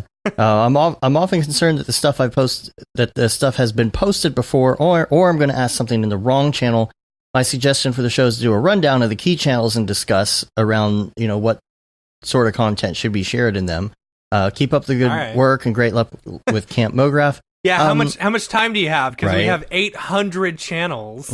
Not that many, but okay. Here's the thing: don't be afraid if it's been posted before. Yeah. Stuff disappears after 10,000. We do it all the time. It's really funny when some big news hits and 3 people will post it. Not realizing. I mean, what I do is I scroll up. If I haven't seen it within the past day, I'll just post it. Yeah. But, as far as the channels, if it's really off topic, somebody will say, hey, we have this channel for it. Check out this. It's really just go through the channels, and a lot of them are self-explanatory. Redshift's going to be in Redshift, and, there's a parenting channel. There's all of that. Maybe the parenting channel. At some point, we could probably go through all the channels and really talk about them. But when in doubt, the go to parenting general. channel is like the rants channel for parents, right? I mean, if you go to the Slack and just post something in general, that's a good starting point. Or even if you, ask. Everybody's super nice and super cool, and just people will be like, there's actually a channel for that. You might get better luck in there. Nobody's gonna get upset. Don't worry about it. Everyone's really cool and laid back. And then, like Teddy says, make sure you turn on the notifications for every reply in every channel. Right. That's what I do. No. I do. I get every notification on my phone. I don't know how you do that. But I have to, like, the thing is, if I'm actively like in it or something, I'm just replying on my phone. Or if I'm out or I'm at my kid's taekwondo, I'm chatting with everyone online. But if I'm like in the zone working, I'll snooze it for a couple hours. Yeah. Part of the email, the sort of sentiment I get from it is just a bit of I wouldn't call it shyness, but feeling a little too careful about these communities. Yeah. I found that, and I used to go to an event. Sort of the genesis of learning how to interact with people for me was going to these industry events.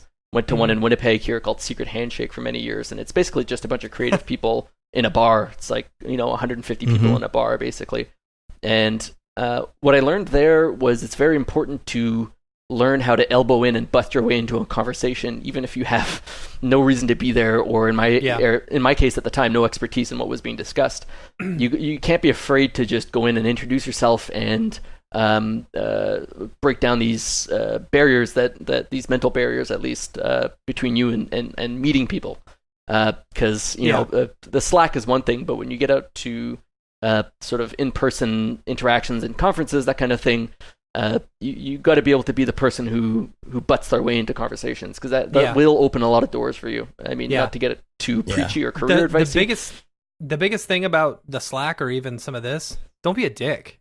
Don't be a dick. Don't be sexist. Don't be don't have a I know everything type attitude. And we'll all get along. Be positive. Yeah. We're all in this together. I wonder if you guys find the I know everything attitude more prevalent in people who have always had to work alone and remotely, especially. One thing I found is that being in a studio environment at least can foster a lot of humility and understanding that the person to your left, the person to your right might know 10 times more than you, and you don't realize it. Honestly, maybe it's just something I've struggled with myself, to sort of focus on the vastness of things that you don't know. So like I said, I found that at least in my interactions, people who typically have to work out of their office by themselves, maybe it's just I haven't spent enough time in a studio to have run into people with these sort of attitudes. But it's a tangent that. Well, you really come up with that a lot in life. Like there was some dude that showed up at the pool hall the other day when a bunch of us were hanging out, and it was this thing where anything anybody said, he had to tell you why he was an expert in that thing and why you're wrong for what you... Let me tell you why you lost your pool game. Oh, also, I'm the best drinker. And also, and just every single thing was like, let me tell you why I'm the best at this, and I'm going to school you on it. That attitude I don't get. I had a friend growing up. We're not friends now, but I had a friend growing up who would always say, you know what your problem is? You know what your problem is? Anytime. You know what your problem is? And it's like, man, shut up. Yeah. It's just, you can be that way if you choose to be that way. But I think having humility is a good thing. You just got to try. And if you don't think you do, maybe try. I don't know. I think it helps you in your career. I don't think that anybody has ever really gotten anywhere in their career. Where we are today if we were not active on all this stuff. Yeah, and had an incredible audience and people that help us. We probably if Dave and I hadn't done the podcast and the Slack and all this other stuff, we wouldn't be where we were. We'd probably be working our own separate jobs at companies and stuff like that, not freelancing. I don't know. And probably not met people that knew more than us, except maybe a couple people we were working with. But, it's like we would have never met Barton and learned all this like crazy, awesome stuff from him by going to freelance there a little bit and, things like that. And I don't know. It just seems like having that a know-it-all attitude and being negative is something that will not help you advance your career. So yeah, for sure. And rant. and rant. No, all right. A couple other things real quick, because we got a couple other segments we got to get to and talk about the Maxon Design Plus Motion Tour. Number one, I wanted to go to some links. I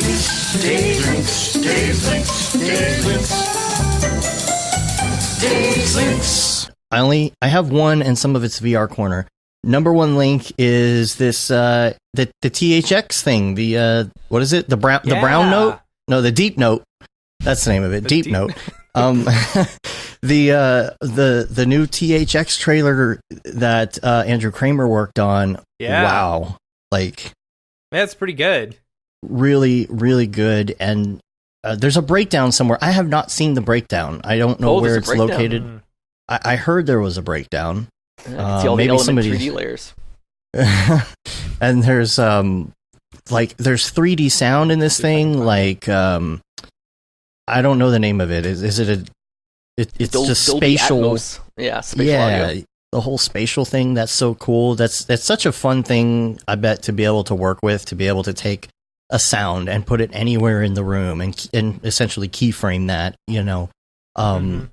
But if you haven't seen it, check it out. And then also space. And then this is still links, but it's technically VR Corner. Matt, you and I had a nice Skype chat with Al Heck this week, and he was showing us some of the new stuff at Game Dev HQ, and we're hopefully we'll have him on the show to talk about it later.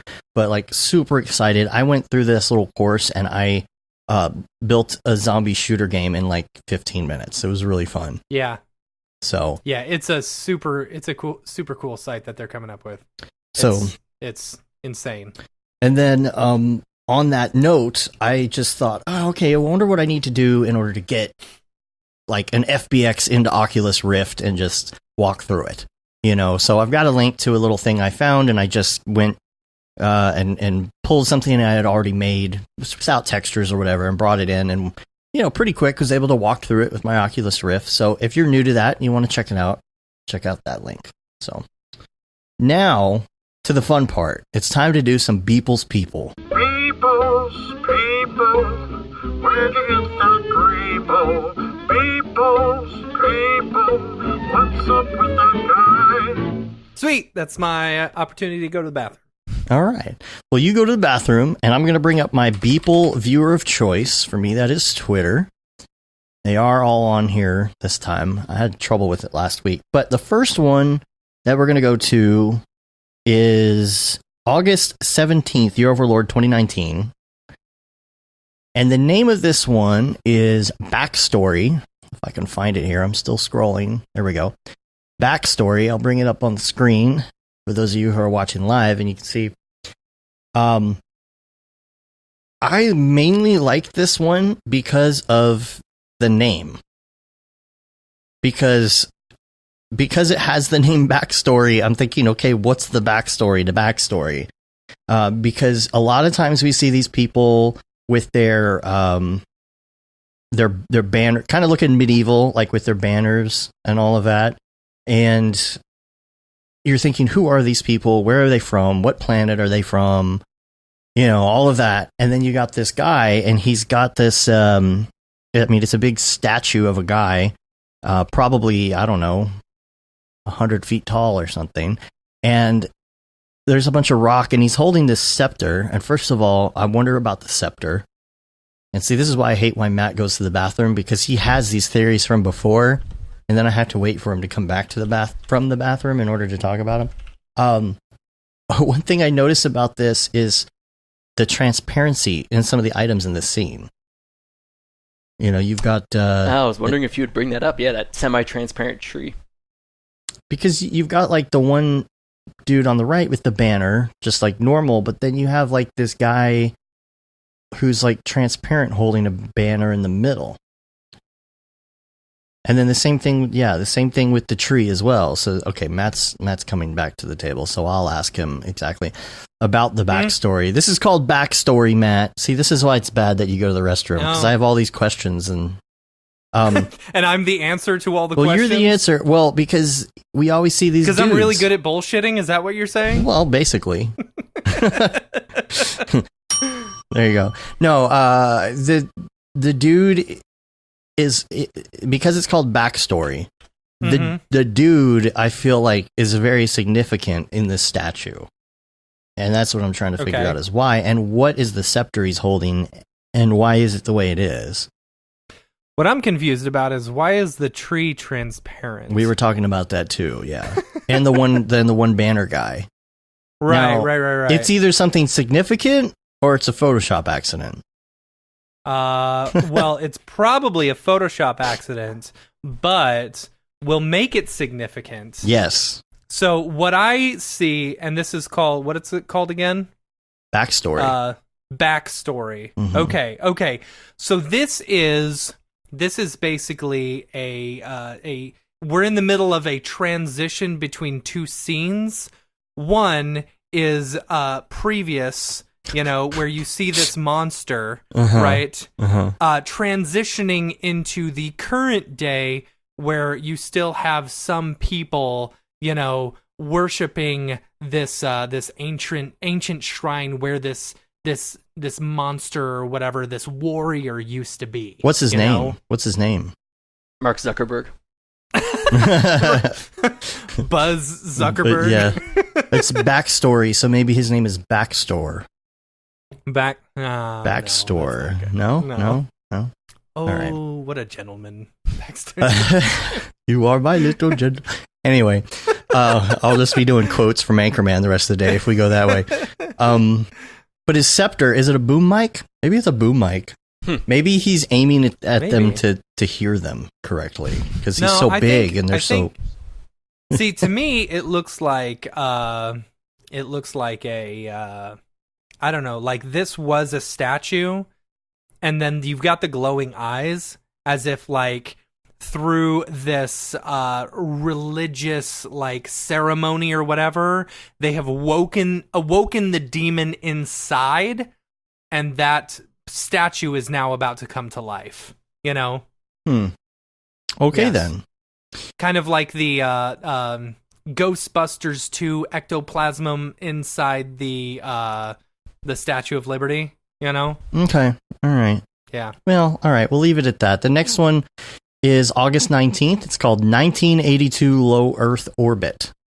Okay. And I like the 1982 part of this because just because I like retro things, I guess. And I like when he adds the dates to these because it helps me put the Beeple timeline together in perspective.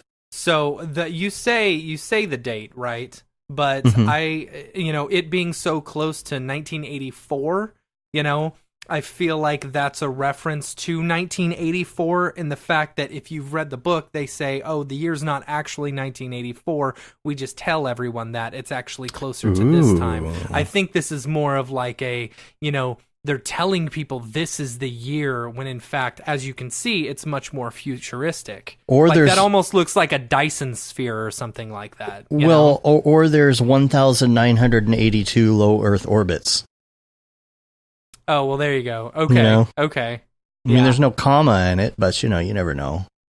No, I just liked it for that. I mean, any other comments on it, or even the look of it? It's pretty. Yeah, it's very beautiful. It's entirely possible that 1982 is like the name of the vintage filter that's put on top of it. Right. Exactly. That sounds much more likely. Yeah, I don't know people as deeply as you guys do, but I don't know if from what you've told me, it sounds just like you do. Yeah. From the sounds of it, there's a whole Beepleverse and sort of a contiguous universe that you guys have been talking about on a regular basis on the podcast. Yeah. All right. Let's see. And of course, I believe, if I'm not mistaken, there's an animated one of this. There is an animated one of this. This is an animated one. August 20th, Circle of Life, and I believe that Joe Rogan actually mentioned this one well this week. So I don't know if did he mention it on the show or did he? He tweeted or Instagrammed it. Yeah. What do you call it when you re-Instagram? Rinstagram? Post. Okay. Rinstagram. Yeah. Rinstagram. But yeah, he did do the version of this that's animated. Is so good. You might hear it for a second when I pull it up here. Hold on. Like you can hear the Disney, Circle of Life music. Oh yeah, here let's see if we can listen here. I don't know if you can hear it, but yeah, he's got all sorts of interesting sounds and noises. You hear like the baby crying, and yeah, dude, this is so good. So anyway. what's his workflow for this kind of thing for building these models? Do you guys know? I haven't really looked into. He gets a regram. Okay. Regram. He gets a lot of the he gets a lot of them off of Turbo Squid. Well, like, I'm curious. Sure there's Hillary Clinton models and Trump heads. I'm curious about the body of Kim Jong-un here. Right. Yeah. I don't know what you Googled to get that. Well, he may have borrowed that from Smearballs. Yeah, Smearballs told us of a couple sites that you can get some of these, heavier people. But he does have the dynamics and stuff in some of these, some of these spline wraps, and really good. Now I think he's just doing it for the Joe Rogan retweets. Right, yeah, I was going to ask, how hard do you guys think he's playing into what Joe Rogan finds awesome? It's like, is this going to affect his sort of calibration with the direction he goes?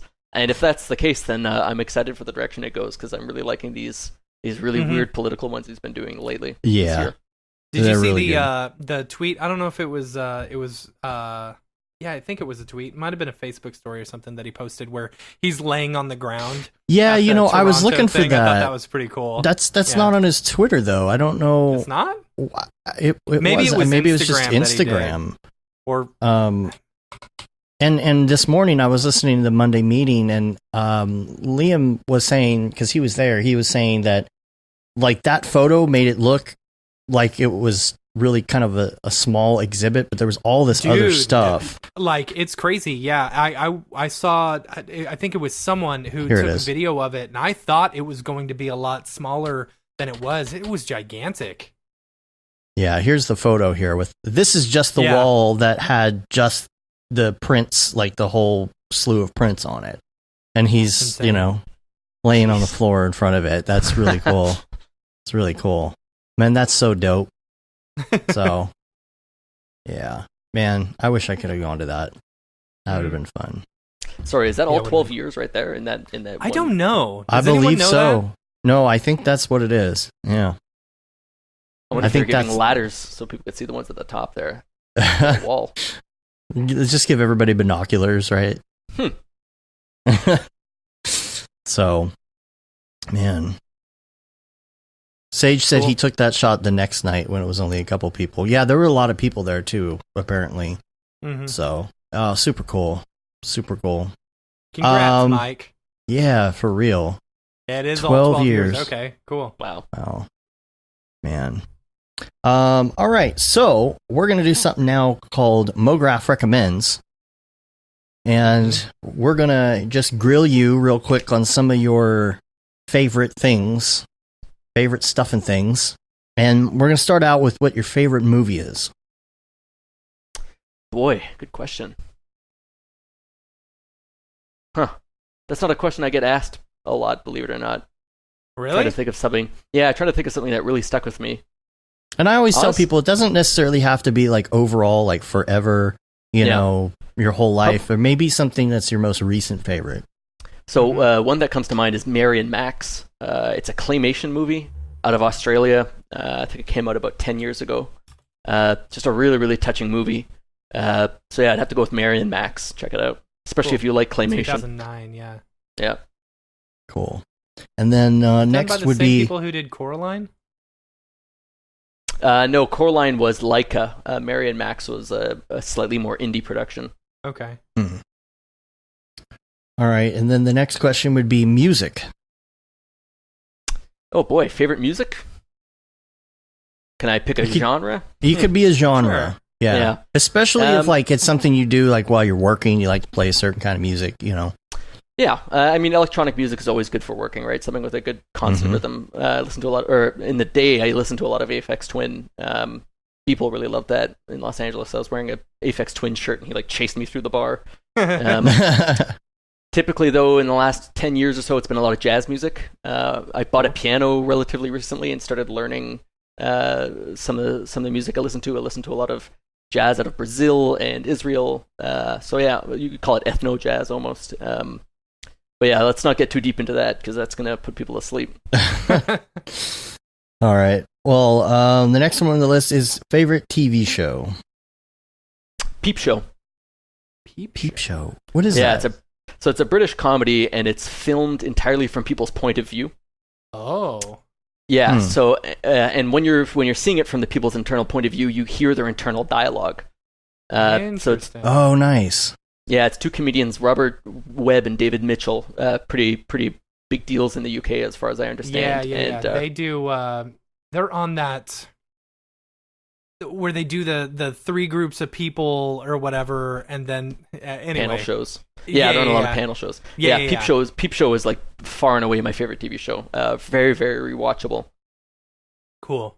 I'll add that to my list. Now, podcasts. Do you listen to podcasts often, or? I'm not typically a podcaster. I grew up on public radio, CBC in Canada. So there's a couple of podcasts that they put out that I still check now and then. There's Ideas, which is Ideas by CBC, which is just a really, really deep dive podcast where they talk about, it's a big talk thing. It's public radio big talk. They put out another one called Quirks and Quarks, which is like a childhood thing of mine. It's a science podcast. So basically, Quirks and Quarks is just a host interviewing scientists about the work that they do, and that's basically it. That's cool. It's a great format. When you hear experts in fruit fly reproduction talk about it, right? And you don't think it could be interesting, they find a way to make it really interesting. So yeah, Quirks and Quarks and Ideas by CBC. Going back to Canadian broadcasting, have you seen Letterkenny? Yeah, my partner watches a fair bit of it. It's I've seen the web version of it when it was on YouTube before they got the TV show deal. Yeah, that's very Canadian. Oh yeah, everybody up here we talk like that, eh? Yeah. My father-in-law has the same accent. It's funny. I have some family who live around the Colorado area, and they sound exactly the same way. Yeah, kindred spirits. Yeah. And what about plugin of choice? Do renderers count? Yeah. Yeah, they do. Other than Redshift. Redshift. Turbulence FD is great. I've always been sort of into dust and smoke. X Particles, obviously. Anything by Merck Vilson is great. Good friend of mine. Right. Yeah. Wait, you know him? He actually exists? He's not AI? I've Skyped with him. Oh, wow. Yeah. We need to get him on the show. I know. Good luck. All right. He'll have to type everything through a speech to speech thing. Yeah, no, he's doing his own thing. He's very very hard to get a hold of. It's great. Yeah. Headphones. I didn't have much preference in that or opinion on it until 5 or 6 years ago. I was in an apartment where I could stuck in an apartment working from home where I could hear my neighbor's footsteps and sort of bassy music. I went all in on Bose headphones at that point. I understand the audiophiles will be very upset with that, and all highs, all lows must be Bose. But the noise isolation aspect of it, it's like being in a cocoon. Especially at the time, I've high anxiety guy being stuck in this apartment where hear this bass going on all the time. To be able to just turn that off with a switch. I used to wear them 16 hours a day. Gosh, I get such a migraine doing that. Yeah, it wasn't super comfortable. I get a headache just keeping them on during a flight. Oh man, during flights are fantastic. I got nausea actually the first time I used them because the pressure that it creates in your head throws off your balance a little bit, right? It throws off your inner ear. Yep. Very interesting. Yeah. All right, and then we've got app. What is your go-to app? Let's see here. Let's pull up the old phone. So like iOS type app? Yeah, like something that when you pick up your phone, your muscle memory instinctively opens. Maybe the storm radar to check out cycling. Yeah, my break from my sort of escape from my day job is cycling in the afternoons. As soon as I'm done work, I go out and I just bike until it's dark or whatever. So yeah, anything that to do with making sure I don't get rained on, or Strava is a great app if you're a cyclist. It lets you track your, I get really data nerdy with it. Like I have a heart rate monitor and a power meter and cadence meter, all these meters that plug into this app called Strava that lets you look over a bike ride and see how quickly you were pedaling, how many watts you were putting out if you had a power meter, really? The temperature. Jeez. Yeah, you can get really. I'm gonna have to start checking that out. You just got Dave really interested. Because I map all of my routes because it's usually mountain biking. So cool. You can't see it on the map or anything. So you would love Strava. With Strava, you can also look at a heat map of everywhere you've been. So I can pull up a heat map of my surrounding area and see every trip down every street I've ever taken in a heat map and see which areas I frequent, that kind of stuff. Oh, that's awesome. Yeah, because the one that I have, it does show like kind of a heat map relative to how fast you were going, which is nice. It's been 10 years since you've been on a bike. Hey, see, you got to go mountain biking with me, Matt. It's fun. It's a lot of fun. I can take you on an easy course. Yeah, I'm not gonna drive an hour out. We'll go somewhere in the middle. We'll go to Dallas somewhere. All right, it'll be fun. Yeah. All right. This last one. This is always the hard one. You might need a minute, but what is your favorite life hack?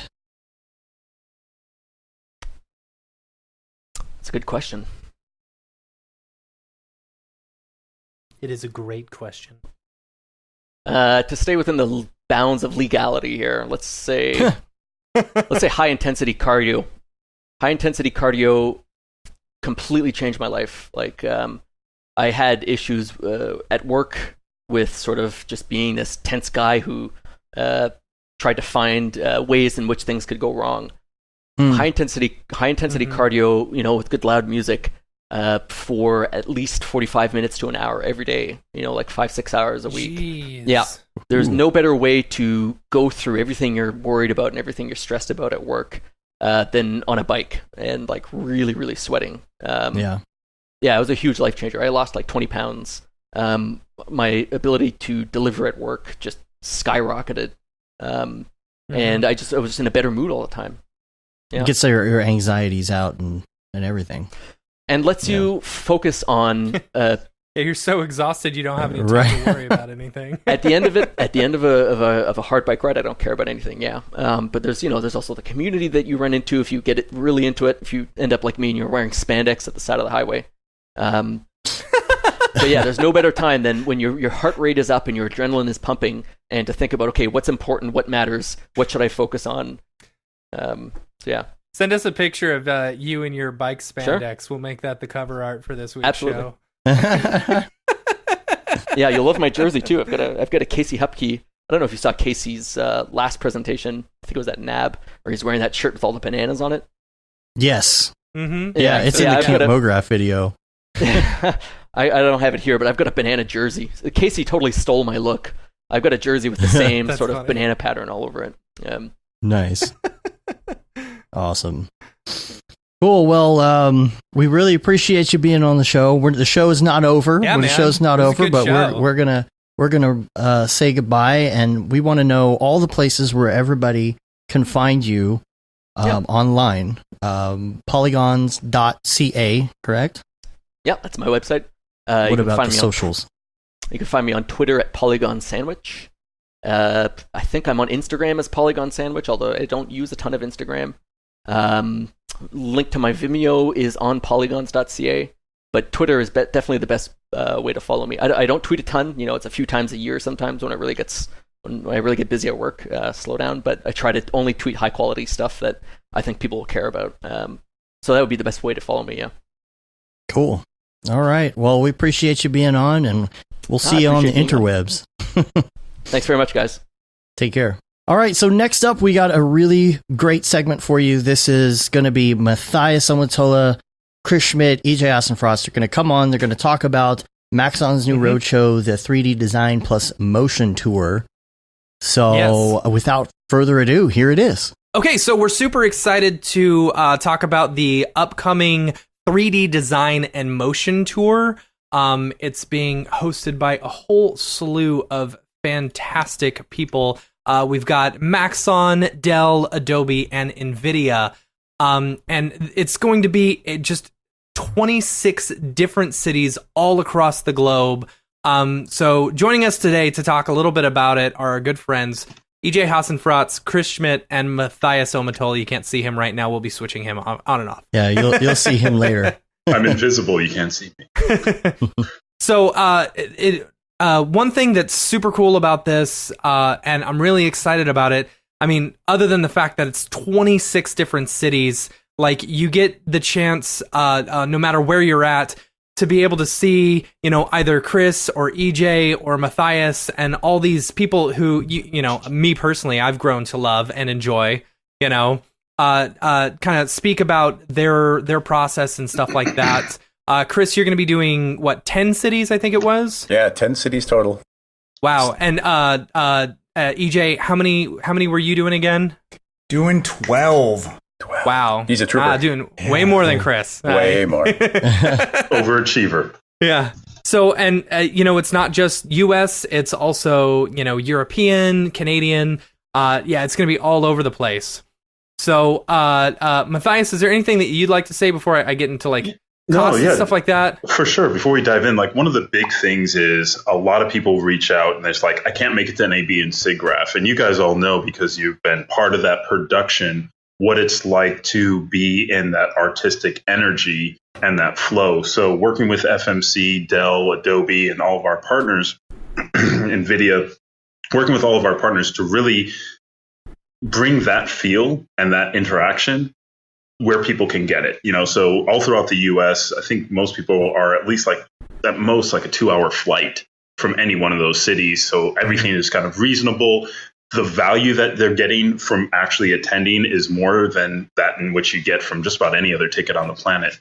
So really wanted to just be able to bring kind of the 3D for the real world has been our tagline, 3D for the whole world. So it makes it accessible for everybody. And, my plan is to just kind of keep this going, but maybe not doing 26 cities all at once, but, kind of spacing it out and, kind of really build this community. Because I know with Mograph and everything that you guys have been building is really the community, and it's all about that. So trying to actually get people to come out, mingle, network, and have a really inspiring educational experience that leaves them better off than where they were before, artistically, creatively, and connected. And this is not just a Cinema 4D only type thing. This is for people in all areas of motion design. This is After Effects and totally. It's more of a broad spectrum. Yeah, I mean, Cinema 4D is the core 3D application, but you can take this and you can apply it to any, you can apply it to any workflow. We actually worked with Perception, the folks behind, the Marvel opening logos and Black Panther, end credits, so many amazing things. So Cinema 4D is the core of the workflow. But if you've never opened Cinema, we've designed it so you'd be able to follow along in the creative process, working with the tools. There's something for designers in there. There's something for packaging design. And then in a lot of the cities, we're going to have a round table with a collection of artists. Some might be cinema, some might be Photoshop. So finding the best artists to bring onto that panel locally to just be able to, talk about the community and what it's like as a professional in the industry. Yeah, so you get to meet some of the more local artists of those specific cities as well, correct?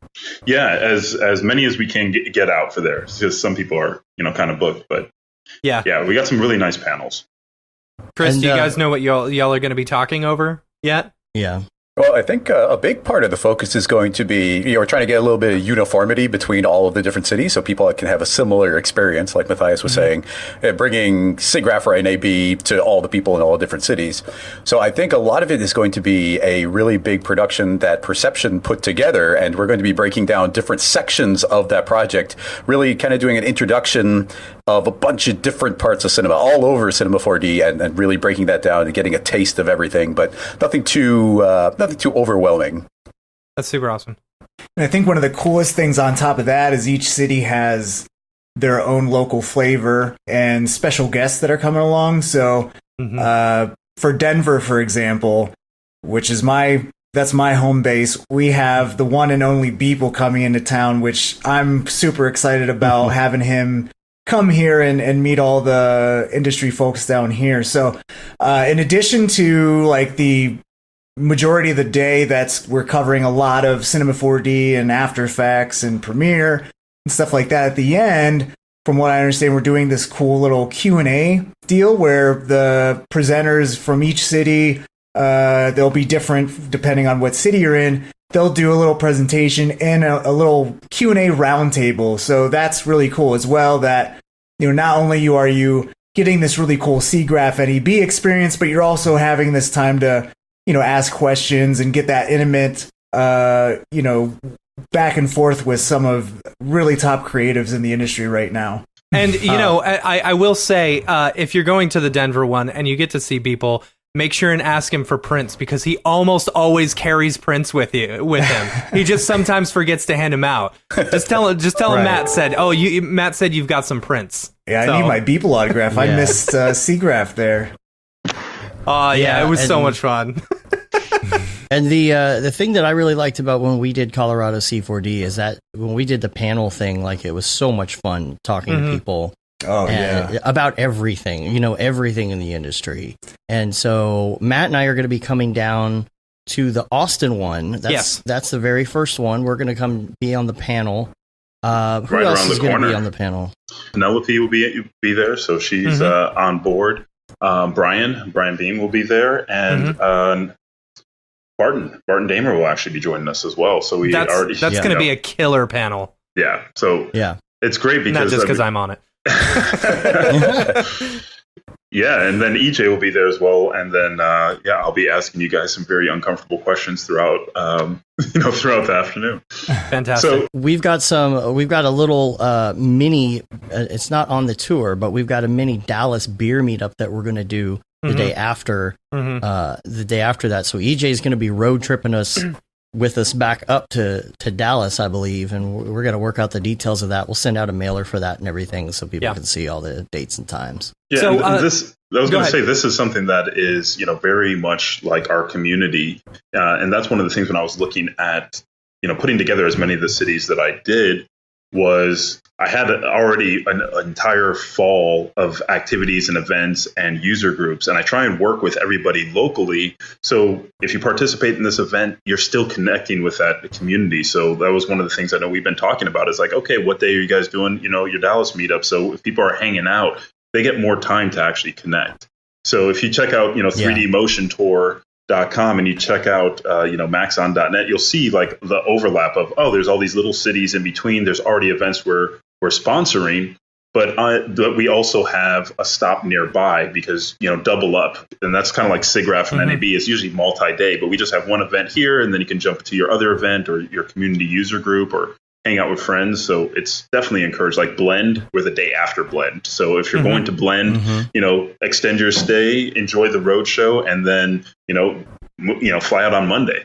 So we were just trying to give people the opportunity to extend that stay, because there's so few things that we as artists can do. I mean, I consider myself very lucky because I get to see you guys pretty consistently. I'm like, one time a year, 2-3 times a year. But for a lot of people, they're really looking forward to just that one event. So I'm trying to create the opportunity within this to extend that, so you can have more time with our community. And I think it's the same you were talking about with Blend. I'm pretty sure it's the same with Half Res. Isn't that right, Chris? Exactly. Yeah, exactly. It was a long time ago that you started the bare bones planning of this, and you were asking when Half Res was. So, if you come to the Chicago event here, then Half Res is only 4 days later. So a cool opportunity to come and hang out in Chicago. And we've got our own little mini conference. That's one night, a big giant party and lots of presentations. So you just head over to halfres.com if you want to pick up a ticket for that as well. Yeah, and it's totally different content and format too. So I've been doing Half Res. This is like, unfortunately, the first year that I'm not there in my hometown. Yeah, 8 years. And you're finally missing one. Oh wow, was it 8? This is number 8. Yeah. Oh my goodness. Yeah. So my hometown, Chicago, and every year it's amazing and a little bit different. So, the roadshow, it's quite consistent, but each of these different events, and like Half Res is something you're not going to want to miss. If you can stay for that, I would say make that your week. Go to Half Res, and then definitely go over to the roadshow. Just make it a week. Exactly. So, and this is something that I really want to talk about is that, it's a really great opportunity. While yes, you're seeing that we're all, Cinema 4D people, I really want to stress the importance that this is really an opportunity for motion designers who are also on the fence about C4D, getting a chance to kind of experience this. If you're a producer or, an After Effects person and you're really interested about it, this is a fantastic opportunity to, one, get to know some of the people within this industry and get to know a little bit more about the software. And a big bonus that that they're offering is, so the ticket price for this is $95, which is an absolute steal when you see what comes with it. Included in that $95 is not only the chance in order to, talk with and meet and hear from all your favorite artists, but it also comes with a 90-day license of Cinema 4D, a 30-day license of Adobe Creative Cloud, a 90-day license of Redshift, a 90-day license of Sketchfab, a $100 Kit Bash coupon, 90 days for LinkedIn Learning, project files and resources, and they're going to be doing drawings at the event as well. Like, it is an absolutely killer deal. That's an ultimate, even if you're ultimate just wanting starter pack right there. Yeah, seriously. If you're like, okay, I think I want to get into this, like, this is the perfect opportunity, because it's like, okay, at no time are you going to find a deal this inexpensive, to jump in. Yeah. And there's nothing like this on the planet. And I worked really hard, and Paul's worked hard, and we've all worked hard with our partners to say, look, there's a lot of creatives out there.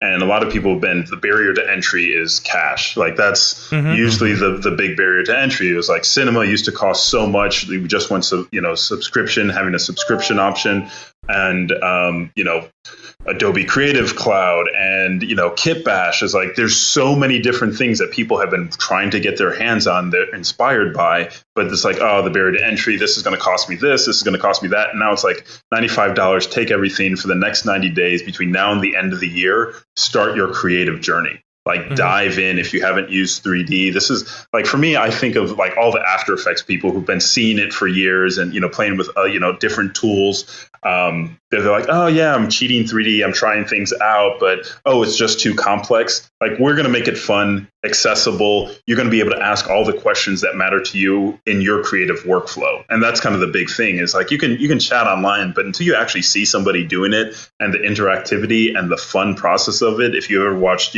any one of your guys' tutorials, you can see the process is a lot more creative and fun than it is just a grind.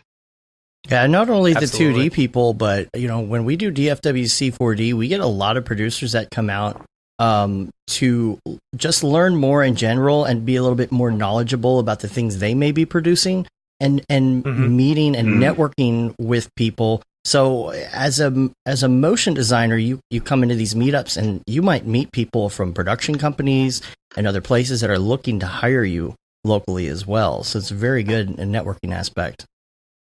Yeah, that's a huge one. I can tell you from going to events is really good as an artist and networking, because one of the things that often will happen is someone after the show is saying, hey, I'm looking for this type of specialist or that type of specialist. And I'll usually just go up to the stage and say, hey, somebody's looking for a character animator, or somebody's looking for a specialist who does VFX or simulations, and then all of a sudden people will raise their hand, they're connected, and they're just doing business. So this isn't just about a passive activity. We have that Q&A time for you to actually advance your career, make the connections within your community, and that's kind of the whole Mograph world of motion graphics. It doesn't matter your skill set. At one point in time, we're usually hiring each other. That's one thing that works. So you want to build that network. I mean, that all of us right here, I wouldn't know you if I didn't go to my first NAB. That's true. That was such a career-changing event that Matthias actually invited me to. Before he even knew me, he invited me out. So always say yes to these kind of things. Every time I have a meetup here in Denver, and before NAB, I was like, who's going? And like one hand went, and I was like, oh my God, like, you guys need to go. It's free. You don't need a ticket. Just get your butt to Vegas. And I actually convinced like 5 or 6 different people to go. And after NAB was done, they came up to me and was like, EJ, thank you so much for telling me to go. Like, that was so amazing. And so, I mean, these could be potentially life-changing events, depending on who you meet. You could, like, you meet your friends, like, all you guys here are, really good friends now. And, that would not happen if it wasn't for the fact that, I saw you all at NAB, and you guys came out to NAB and all that good stuff. So, I mean, we know a lot of people through Slack and Twitter, and it's just weird internet people until you actually meet the people in person, and then you're just like, hey, we're just normal friends. And they're weird normal people. Weird actual people. It's that secret part that you don't get to do too much in school, except for your fellow students, is actually going out and shaking hands. You can do all the work. You have the nicest portfolio in the world, but if you don't talk to that person who's then going to look at your portfolio, it doesn't do any good. And I've always been shocked through user groups or NAB or SIGGRAPH or Half-Res, anything, how many people, like, I find out a couple years later, it's like, oh yeah, I went to Half-Res and I was just an intern, and then I got a full-time job at this studio, and then somebody jumps to being freelance because of connections they made, and somebody else moves into that studio. New studios are formed. It's just insane how those things like shift around and people find new gigs and new connections. Yeah, like SIGGRAPH, for example, you can go there, or SIGGRAPH, NAB, some of those big shows, you can advance your career like a year within a week, by the amount of networking that you're doing. So going to these meetups is just, it could be like a really big break. Even as a freelancer that works from home like myself, like when I went to NAB and just seeing all the different artists' workflows, like that's the biggest eye opener to me. Is not like, here's this brand new feature. It's like, holy crap, you do that thing every day, and I haven't been doing that, and I could have been saving all this time and energy if I would have known that workflow. So you're so isolated as a freelancer working from home. Sometimes that's the only chance you can get to be around like-minded artists and see what they're up to, see what their workflows are. Because some of these people are working at major studios that, like, they got their workflow down to a freaking science. So that's one of the biggest eye-opening things, is just being around those people and just seeing how they work. And you're like, oh, that's a shortcut thing? That I could have been using that shortcut key for this entire time. Like, my life is I didn't know about Control-C. Control-Z. I just learned layers the other day, guys. Yeah. Well, one of the things I always recommend to people is, like, if you're not networking, you're not working. Like that's a big component of being a professional. It's who you know. I've reached out. I mean, you guys all know, because I've literally connected with you, and vice versa. And we've all worked together because we've actively met somebody in person. Usually it's like, sometimes we'll reach out to people online, but once you meet someone in person and they can have that dialogue with you professionally, they get a feel of what it's like to work with you. And that changes everything. Then you can work around the world, but you have that, real connection. And that's a game changer. Absolutely. So I strongly recommend that, even just for the practice of it, especially as artists. I know that's somewhat of a more introverted type space, but this is one of the places that you can relax, and it's not competitive. It's literally everybody. If you come to one of the events, or at least anyone that I've participated in and supported and endorsed, it's not the diva mentality. It's not like, okay, this person is too cool to talk to. This person is, unaccessible. I mean, we've had Andrew Kramer out to events. He's actually going to be at a couple stops on the show. And, surprisingly, having conversations with people that, I've idolized for years. And it's like, oh, wow, they're actually accessible. They're actually talking about technique, and you feel better. And you feel better because of it. You don't feel so alone and isolated. It's like a lot of people are fighting the same challenges, but getting out there and creating that connection gives you opportunities. So that's what this whole show is about, is getting you access to the tools, the technology, the processes, and most importantly, the people behind it all. So you come talk to me. If you have a skill or a talent, come talk to me. You want to present, come talk to me. It's like, I work with cinema, but guess what? I get people asking me, do you know anybody to, work at the Adobe booth? Do you know anybody who could, show up at, all the different booths from Wacom to you name it, NVIDIA. People are looking for quality other artists to show up and be able to share what they know with the world. And if I have that connection, I know who you are, I know where you live, that just gives me a pathway to say, oh yeah, that person, they're totally cool. Kim, she's awesome, or whoever, I can just make that recommendation, but I have to meet you. That's the whole thing. The only thing is I have to meet you. I can't do it, just finding everybody. Yeah. So the website is 3dmotiontour.com. It's the 3D design and motion tour. And it's going to be so much fun. In a city near you. It's coming to a city near you. Yeah, so go to 3dmotiontour.com. You can register now to get your tickets for the event. The tickets are $95, but they come with so much included. So much value included. And the seating is limited too. That's another big thing too. If they sell out, I cannot get more. So like the value of the ticket by itself, I say if it sells out, just buy a flight somewhere and go to that other city. Like seriously, because we can't make more. The venues were hard enough to lock in. So like I would say just buy your ticket immediately and then work out the other details from there. Because once it's gone, it's gone. And it's not like, oh, you didn't get it. Well, you can still get all that software for $95. It's for attendees only. So don't think you can just buy a ticket and like, oh, I'm just going to get all this stuff. I don't even need to go. It's literally attendees only because it's an engagement thing, and that's how I was able to work with everybody to actually get the licenses because they want the engagement. They want real connection. Otherwise, it's not valuable because they could just do this online. Right. It's like they want to see people using the tools, and having that professional experience. Absolutely. All right. So first stop is Austin, Texas, September 4th with EJ Hassenfratz and a bunch of other excellent people. Chris, do you know when your first one is? My first one's going to be in Antwerp in Belgium. I think the 27th, if I am correct. Fantastic. He kicks off the European leg. You're in Chicago, right? Oh, actually, that's true. I'll be hanging out a little bit in the Chicago one before AFRES. So that's more just popping in. No, they're bringing EJ up there just for that. I'm just so excited about the European part. Like, what can I say? Right. And I'll actually get to close out a couple of the cities in the U.S. as well, which I'm excited for. It'll be my first time in Florida ever, which is crazy. There you go. Yeah, for Chicago, it's no Antwerp, but sure, yeah. Stop by Disney World while you're there. Yeah. Yeah, we got a lot of people to visit down there. Yeah.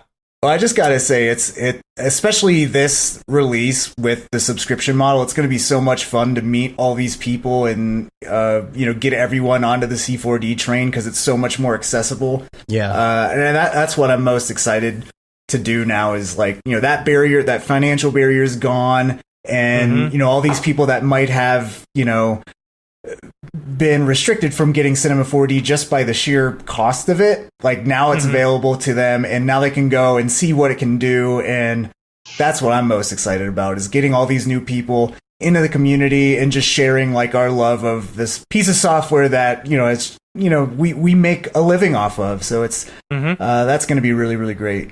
Yeah. And the big thing is like, you don't have to invest anything else. Like you literally come here, that one investment has you covered for 3 months. Right. And you can just dive in. And this is stuff that, it's taken people years. They're saving up, watching tutorials from Chris, watching, EJ, like watching it and like, oh man, I want to be able to do that one day. Or I'm, running waiting a demo. Until Black Friday for those sales. Just waiting strategically, maybe if I could put half on a credit card here and a quarter on this one. Like, so all that's gone, just included in your ticket. You're getting everything that you need. And then you can dive in. And the cool thing is all the resources that are going to be shown. So that entire project that Perception put together, that's going to be available to people as well. So you're getting some, grade A assets to be able to play with, recreate, and do different things with. So, man, I didn't know that. Yeah. They're giving the project files. Yeah. I mean, that's worth it to me alone. Just being able to pick around, someone else's project files. That's insane. That's so great. Yeah, I love doing that. Reverse engineering is my favorite way to learn personally, just picking around through it. So that's the professor, folks. Chris Schmidt, the professor. Awesome. All right. Okay. Well, make sure and check out 3dmotiontour.com for any information, and hopefully we will see everyone at a city near you. Yeah, if you're in the U.S., you're probably going to see me. So I think I'm going to just about every city. So from Camp Mograph to New York to Half Res, so I'm going to be in there, one of them. So definitely, if you guys are coming out for Half Res, come out early, see me. We'll have some pizza beforehand, and then you're going to have to just tell me how good it was, because it make me jealous, and so I can miss that. And then I'll see you guys soon.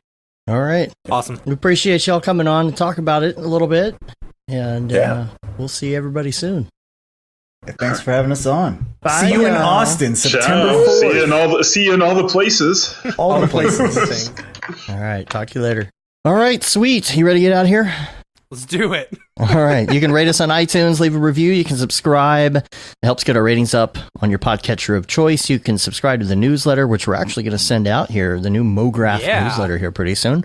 You can say you've been there, done that, got the t-shirt with the Mograph logo tee, Paul Babb shirt, Render Things shirt, and then what's the other shirt we have? That Render is Fire shirt. If you were in any of this, in the Monkey Legs contest, we got that video out now of everybody's entries, like ridiculous music video, and your shirt should be arriving pretty soon. And, also, it's available in the UK now. Yep. So get yourself a shirt. And of course, we're on Facebook, Twitter, Instagram, Periscope, and of course, YouTube and Mograph.com. And until next week, I'm Dave. And I'm Matt. Have a good one. Later, yo.